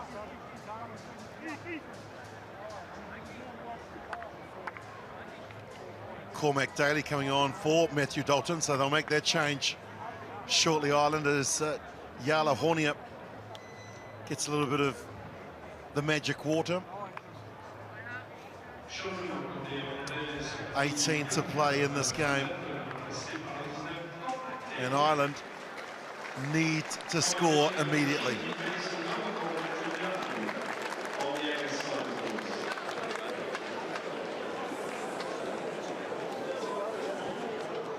Tries to Georgia in the first half, Machalidze, Zvanidze, and for Ireland it was the try to their first 5, Connor Dean, who's been replaced. In the second half it was the Georgian first 5, Tito Abanadze.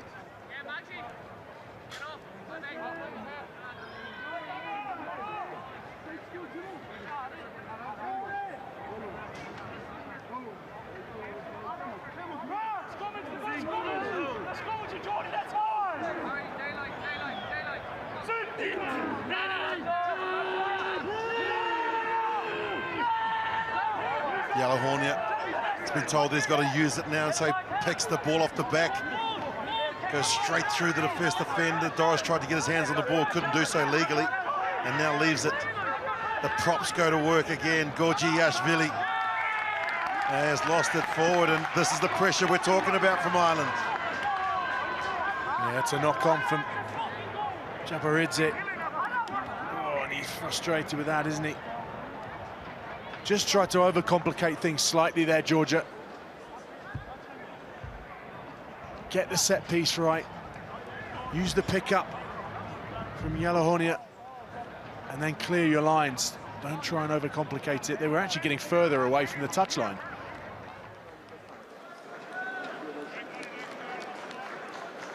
Well, we saw Siklauti, Georgi Siklauti, there he was holding the ribs a little bit earlier, and he can't carry on, so Marjanishvili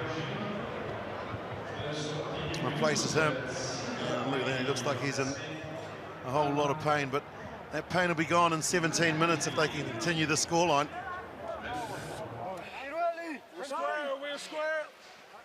Ireland, they just need to get this ball out of the set piece, the scrum, quickly. Get a lot of runners coming into a confined space. That's when you end up opening a hole.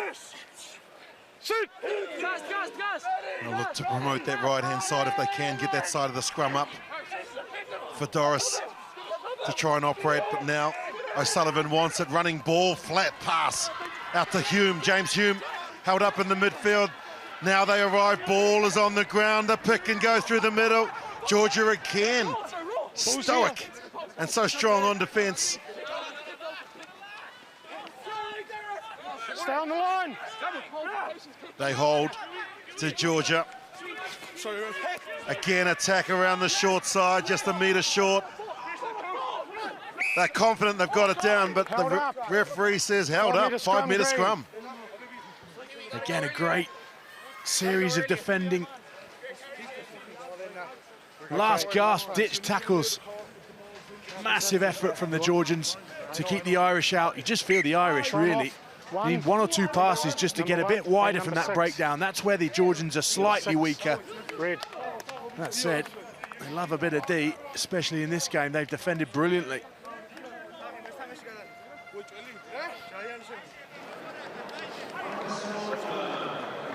Some of the heavy artillery come on now. Notsibidze and Jayani. Now Jayani's 2 metres tall from the Exeter University. Started at Whitegift School, so educated in England and back now playing for Georgia. And the Georgian prop made 12 tackles.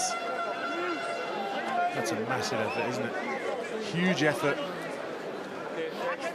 I know, keep banging on about it, but that desire to get back on your feet, back in the defensive system, you can't buy that.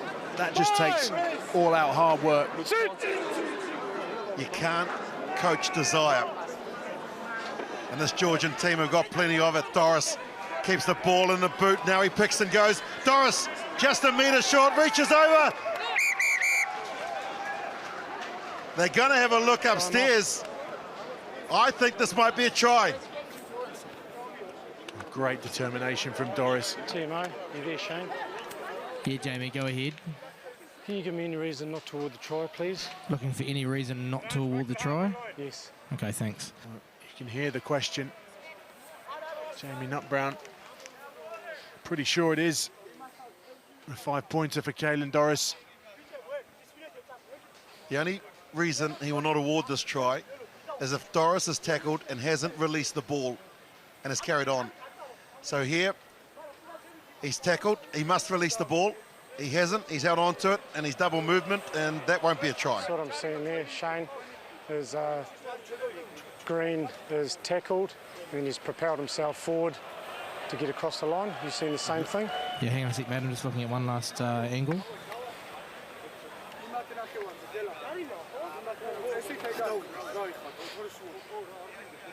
Not even sure if that's a double movement. There might be 4 in there.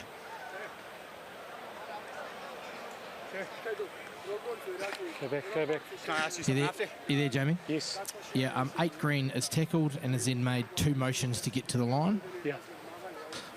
No try, penalty red. So we've got no try. Okay, you were tackled and then you propelled yourself forward. Whose head's kicking it? I didn't see. Double movement. Again, that's another moment, isn't it? That's 2 now for Ireland. Been deep into that Georgian 22. Yeah, I wasn't playing. And they haven't come up with anything. Okay. Huge amount of confidence in these under-20 sides when they're given penalties to go for touch. You hear coaches go on about it the world over. Every time you get in a scoring position, you need to come away with something, whether it's 5, 3 or 7. Now here, yep. Johnny Stewart comes on, and jersey number 9. And Zam Tamaradze comes on. Boy, they have put in a good shift. A whole new front row now for Georgia, but they still win the line out through their captain. He has been terrific for Georgia as they go on the attack again. 14 out from the end of the game. Still a long time to play. They loop around. Aparadze gives it back to Mamukashvili.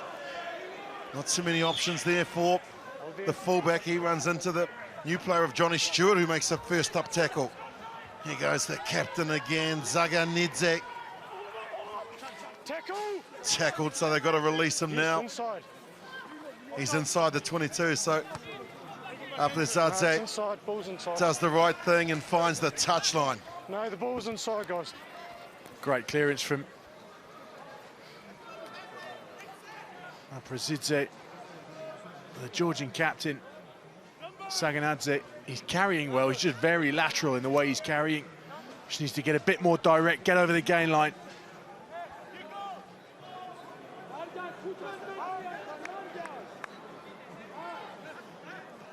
Stats in front of us. He's done 11 carries. He's only got 14 metres. That tells you a story. Yeah, if he was a racehorse, you'd sell him. As they get the ball into the midfield, it's a good set from Byrne. Ran a nice angle. And here goes Stewart. Across they go, and he runs into one of the big boppers who's just come onto the field, is hungry to continue to do the work that the earlier players had done. The kick pretty much sums up how Ireland's afternoon has gone. Out on the full. Well, James Hume might be cramping, but that was a poor decision. That was almost, I'm not sure what to do, I'll just kick the ball downfield. When you're trailing by 16 points, the last thing your captains and coaches want to see you do is give possession back to Georgia. Zamtaradze. Oh, the ball is competed for, and there is Barron. He's in on everything. Now they've got some running ball out to the left here. O'Brien beats the first. Nice pass on the inside to Stewart. Quickly it's recycled. The pick and go from Daly. So the real impact from the bench now starting to show through for Ireland. Here goes Duggan. No-nonsense sort of prop. A little wider to Byrne. Now they've got players out on the right. Sylvester comes up from fullback. The Georgian defenders now starting to fall off just a couple of tackles. Byrne gets it again out to McCarthy. That's the 22 line you can see. 6 phases. Out to Doris, who's always going to make the gain line. Stewart gets it now to Byrne. He gets wrapped up. The Georgians look interested. Now they've got to release it. Advantage. Too slow. Off his feet. He was off his feet, so an advantage here for Ireland. They're going to play at it. Now they'll come back for the penalty. A good shot to nothing for the Irish. They might as well have chipped it over. It bounced nicely. They've got them on the rack. You might as well keep going here. Yeah, exactly. There's surely only one decision here.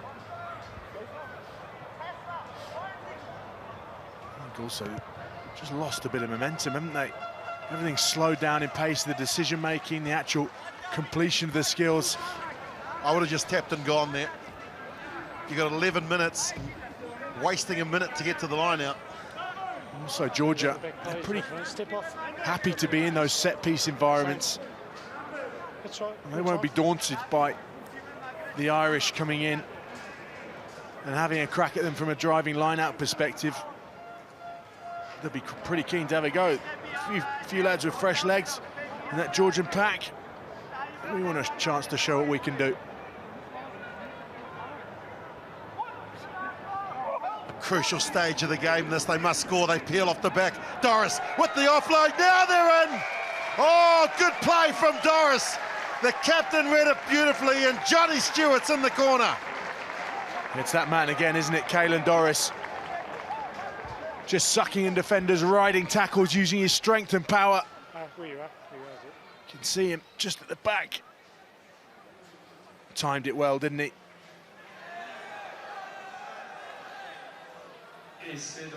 Good finish from Johnny Stewart. That said, he couldn't really have messed that up. Well, they're just checking now because the Georgian team and the captains run up to the referee and said, can we just confirm that pass wasn't forward? Let's look at a potential Forward pass. forward pass.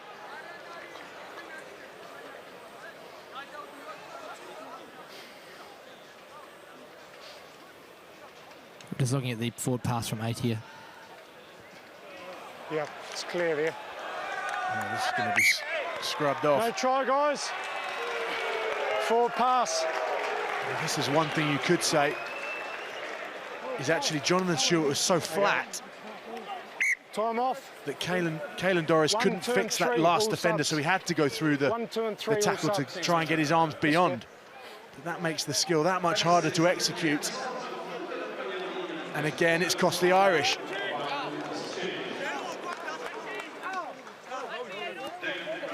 Whole new front row now for the Irish team. Sheehan, O'Connor and Voidovic.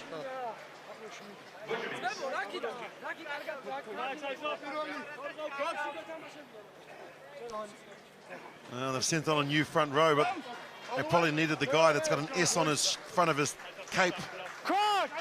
He gets changed in the telephone box.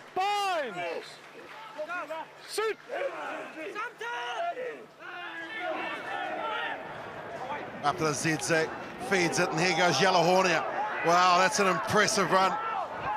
And in fact, there was Macha Ladze who went back to number 8 to make sure they got some extra valuable meters. Intelligent play from the Georgian team, and that is smart. Don't keep it in play, kick it into touch, and just eat out the clock. Well, it's a great asset Keep your line. that Georgia can rely on. Machaladze, he's actually a flanker and a number 8. 5. That dynamism, if you can add that to your pack, put it in the second row. Give them a bit of a boost of power, not that they need it. Over. Good set piece from the Irish, and Byrne takes it to the line. There's Doris, he offloads, and now back to Byrne, hits and spins and gives it to McCarthy. Look at the Georgian defence still there, still desperate to try and get their hands on the ball. Stewart, who was denied a try earlier, gets it out to Sylvester. Again, another tackle made by Kadashvili. We're in jersey 18, looking more like jersey number 11, and there's some pace. Nice pass out to O'Brien. That ball looks like it may have just gone forward. The battle for the loose ball. Stand by, this might be a try. Well, Sean O'Brien on the left field is an outstanding game. Shane. And let's listen to what he's asking. Just need to check the grounding. Try, no try, please. Try, no try. I'm just going to check the initial transfer as well first before we head to in goal. So he wants to check the build-up to make sure that the ball hadn't been lost forward by an Irish player. Here it is. There's O'Brien, the left winger. What happens with the pass here on the inside? Well, he should have passed it rather than dropping it on his foot. Should have passed that inside to Jack Dunn. Yeah, I don't think there's any problem with this. Hit his foot live off the winger, Shane. Let's play on. Yeah, just going through the grounding now, mate. And I think just to put more salt in the wound there, the Georgian player has actually got there. He's got the band on his right wrist. Oh, I'm not so sure. Really? All right. I'm not so sure. This is on the first lemonade after the game between you and I. And the next and the next. I'm going Georgia. Come on. I'm going Ireland. All right. I haven't been this nervous for ages. There's the tape. Oh, the hand. Just looking for a knock-on from the green player, Jamie. Okay.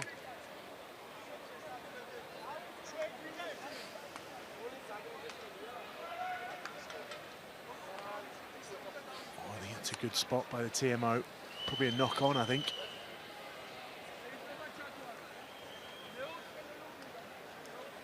He's touched that. Jack Dunn's touched that forward.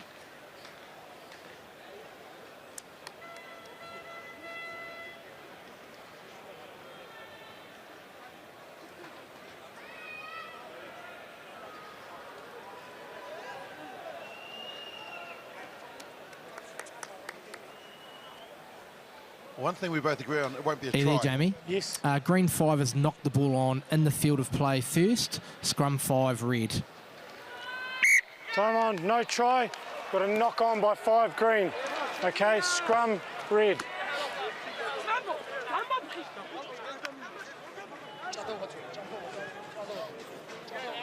Big scrum now, big scrum.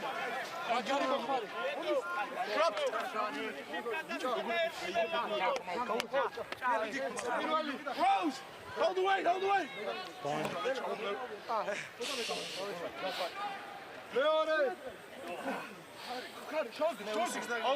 there are the top tacklers. No surprise that 3 of them are from Georgia. What about Doris? The work from the Irish number 8. If there is a silver lining in this performance, it has to be the leadership and the control of the Irish number 8. Yeah, he's done brilliantly for his team. Come in a bit, guys. Just needed more players to put their hands up, haven't they? In reference to those tacklers, though, coming into this game, Yeah. Lasha Gianni, Tengiz Gigalashvili. Well, Gianni had the most tackles made. Gigalashvili, he's a prop, had the 4th most tackles made. And Gianni started on the bench, so he wasn't going to add too many to that total that you're talking about, but they have got some front rowers that, as they say in the trade, love to tackle. And they're doing themselves no harm playing in this way in a country that we know isn't shy of a Georgian prop. There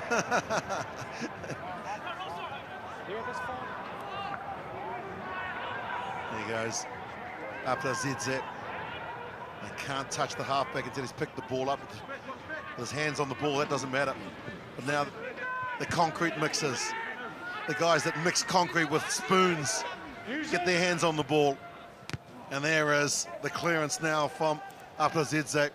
Smart play, again, using the experience of playing at the top level and just happy to put the ball into touch. We saw in the first half, Tom, they kicked the ball for territory and keep the ball in play. Now they're just kicking it out, saying, win the line out. I think they've got real confidence in their own abilities. I think they've learned a lot about themselves, how they can compete with teams. The Georgians over the past 3 games. The sack is made, and again, they look for another turnover, and they're going to get it. Oh, that is stunning. Up to Zidze will clear again. And to touch it goes, the 8th turnover from Ireland. And that is another great kick. They're so calm. They're not panicked about their exit plays at all. They know exactly what they're trying to do, what the positions they're trying to create, their roles and responsibilities in that area. How about the smarts? Because they made the error of sacking one of the lifters earlier in the second half. They've adjusted, they've changed, and they're reaping the rewards as Ireland clear it through Stewart. The backs get involved, and now some nice passes. Almost intercepted again. Zaganadze thought that it was Christmas Knock on red, scrum green. in June. Scrum green, sorry. Yeah. Oh, that would be a knock on big red. loss. Mamukashvili is a quality Time off, player, guys. and there's the pass that could have meant good night. That's where the Green contact ball. was made. And both players there, you can Time's off, see guys. it's legal. Nothing Time's off, guys. sinister here. They're both competing for the ball, and there the contact made. He's got to hit his ankle here, okay? Every single play. Like they're ballers, they're trying to keep the speed up. Yeah, time's off, guys. One of their star players, Becca Mamukashvili. And I can tell you now that just prior to that, the 2 make contact. But Ota Zaganadze, the left winger for Georgia, was already seeing his name in the newspaper tomorrow. He wanted to join the try scorers for Georgia. There are 3. They led by 17 points to 8 at the break. They scored the first try of the second half. Ireland been unable to score any points. Listen, please. Translate. My picture of the scrum set. So what one's doing Number is one. letting his shoulder. Okay, I'll go around. The boys can make contact. I'll go around and have a look now, okay? He's Time up on. and on his feet. Some green. Is the Georgian fullback. Let's get that shoulder out. Good. They've added no points to their halftime tally. Ireland, while Georgia have scored a converted try. And now Ireland playing for pride in the final 3.5 minutes. Again, it's a massive scrum. And they just walk over the top. It's controlled, and now it's lost. Stewart out to Byrne. Again, the pass out to O'Brien. He's been brilliant. O'Brien beats the first. What a winger. Sean O'Brien put his name down for high runners in the future. Stewart gets it. Nice running line again from inside out or outside in for Sheehan. It's cleared. Byrne gets it, pops it up to Dunn. As he has all afternoon and evening, makes the advantage line. They go through the middle again and they beat them to the breakdown. They tap and go. Ireland looking to try and score again. Daly finally gets to the ground. Through the middle. Daly again, who started it, then offloaded it, and then picked and went. They've got another advantage. Here's Byrne. Byrne to the line. Rejected. Just showing why they're such a great side, Georgia. Reaching out, it's still short, says the referee. There's just no way through here for Ireland, but they'll get a penalty nonetheless. Time off, guys. TMO. Yeah, Jamie, go ahead. Playing advantage for an offside. I just need you to check a ground in here. Try, no try, please. Try, no try, looking for a grounding. Thanks, mate.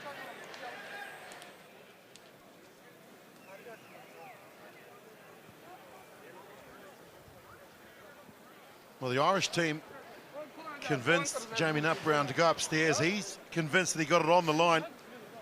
The on-field decision was no, but there, Sheehan It's not that one. says that he's got it down. You won't be able to see it in that angle there, but I think it's that one. this should give you a better view. Sheehan, the reserve hooker, is on. And is he on the line?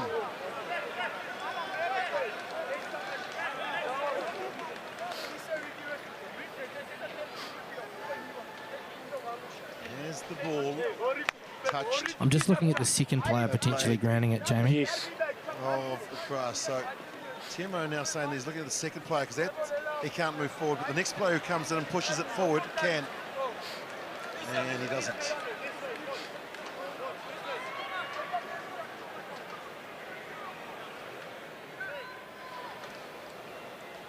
When the player picks and comes the other way.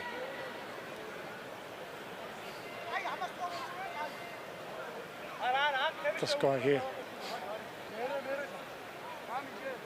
There.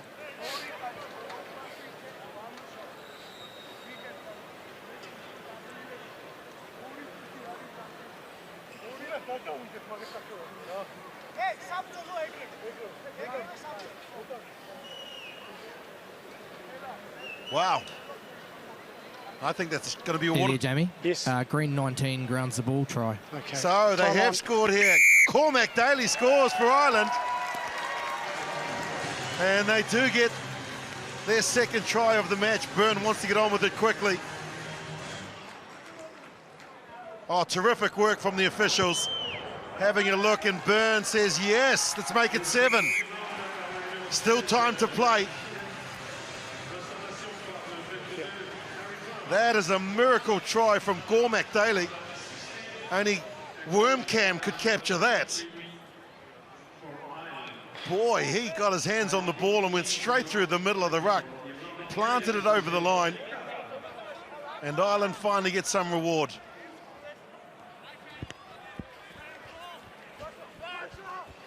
Still time for Ireland, but they'll need possession, and they're starting to get things their own way. Number 19, okay? Well, they're going to have to make quick decisions here. Go, boys, come on, keep the blue, let's go. Get the ball into touch, sprint to the line out. Still time to play, and that's a lovely connection as well from Byrne. Here they come. Can they answer Ireland's call in the last minute? They'll need to score twice, obviously, but a quick try here, back to halfway, and then it's game on. Never, ever write off the Irish.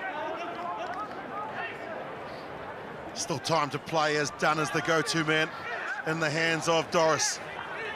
Advantage collapsing. Another advantage. They'll have to try and score immediately if they can. The time continues to tick off the clock as Ireland get the ball out to Byrne. He's beaten a defender. As Harry Byrne brought some real energy to the second half, and so has Dunn, who's been here the whole time, Jack Dunn. Now they've got numbers out to the right. Prefer to go in close again to Ireland quickly. It's Stewart denied on this occasion. The try scorer. And Daly gets the ball back to a teammate. Not sure if the advantage is over at this stage. For the third time in this sequence, it's done. To Doris. They meet him at the gain line. To Georgia. No advantage. No advantage for the original second. Leave a 9. Time to line up. Clear are the Georgians. Collapsing. 19. Go line up. Happy about Yeah. the scoreline. They've got time to go.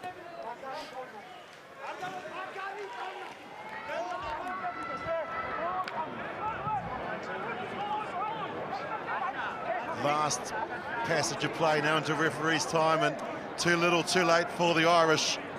They won't get the victory with a try, but they will salvage some pride here and trying to get their third of the evening. Controlled in the back. Ball is passed back, Stewart's there. They carry on, they go forward. Now they get it down, yes! Brian O'Connor scores the third. It won't be enough to give them the victory, but it will give them some positives to finish on.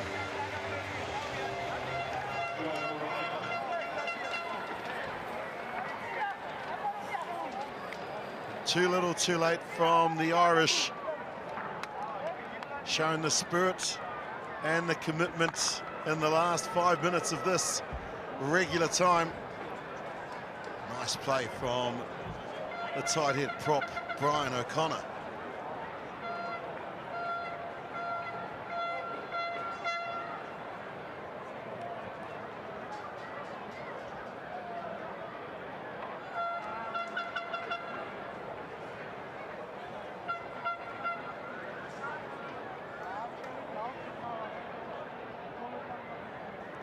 Harry Byrne out of the UCD club in Leinster. His brother Ross is actually with the Irish team touring Australia at the moment, the older brother. As Byrne makes good contact. Can't get it over. And Georgia make history in France, finally beating Ireland and winning their first ever pool match in championship history. The Georgians have beaten Ireland by 24 points to 20.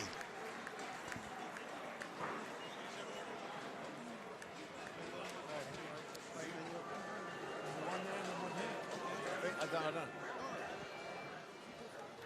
17-8 at the half-time, 2 tries to Machaladze and Svanidze.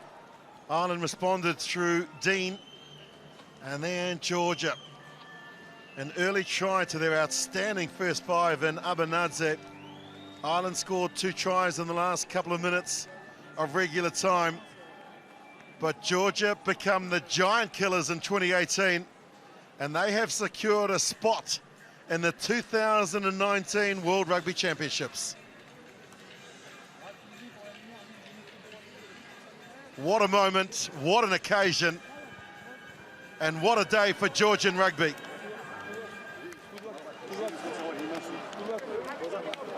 Well, let's get some reaction now from the Georgian fly half, the outstanding Jila Aparidze. He's with Tom May.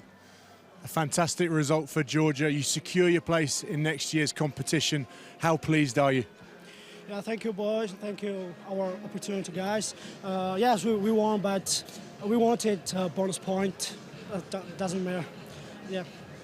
How happy are you with the performance of the team? Because from minute 1 to minute 80, you really took it to the Irish. Yeah, we are happy, but not very happy because we wanted a bonus point. So, but we won. We won. It's a very good and it's an opportunity our country. And after such a fantastic performance from you today, what areas do you think that you can improve on to get even better moving forward? I think in the back rows and in the backs we wanted work. We wanted work. Yeah. Brilliant. Thank you very much. Congratulations and best of luck for the rest of the tournament. So there, the words from Tito Abanadze, who scored the try for the Georgians. As in rugby, the spirit of the game, clapping the opposition off. And now let's get some Irish reaction. Caelan, really disappointing for you this afternoon, especially after two very physical encounters against South Africa and France. How do you feel right now, and how do you want to improve moving forward for the last two games? Yeah, definitely. High ambitions coming into the tournament. Came very close against France, close again against South Africa, and then today the boys just kept going to the last minute. So we showed great character and proud of the effort the lads put in. But it just shows that it comes down to small margins at this level, and unfortunately too many of them didn't go in our way over the 3 games. So it's very disappointing. What areas and what details specifically do you think let you down today? Quite a few defensive lapses, some one-on-one missed tackles, hold and fold decisions not going our way, but yeah, very disappointing. Just on the flip side of that, how impressed were you with the Georgian side? Did you sort of take your eye off them a bit, or did they really step up to the plate? No, we knew they were going to bring a lot of physicality, big forward pack, hard runners, latching on, getting momentum for their skillful backs, and that they came with that game plan, executed very well, and we just came out on the wrong side of too many collisions, and they got go forward ball and scored tries off it. Caelan, unlucky tonight. Best of luck for the next 2 games. Disappointment, obviously, from Ireland, but absolute delight from Georgia. They have won their first ever pool game in their 3rd tournament. As we look at the pool tables now, the next clash between South Africa and the host France should be an absolute belter. Georgia just confirming there with their scoreline over Ireland. So the giant killers, Georgia, have come of age at the World Rugby Under-20 Championships, having defeated Ireland by 24 points to 20.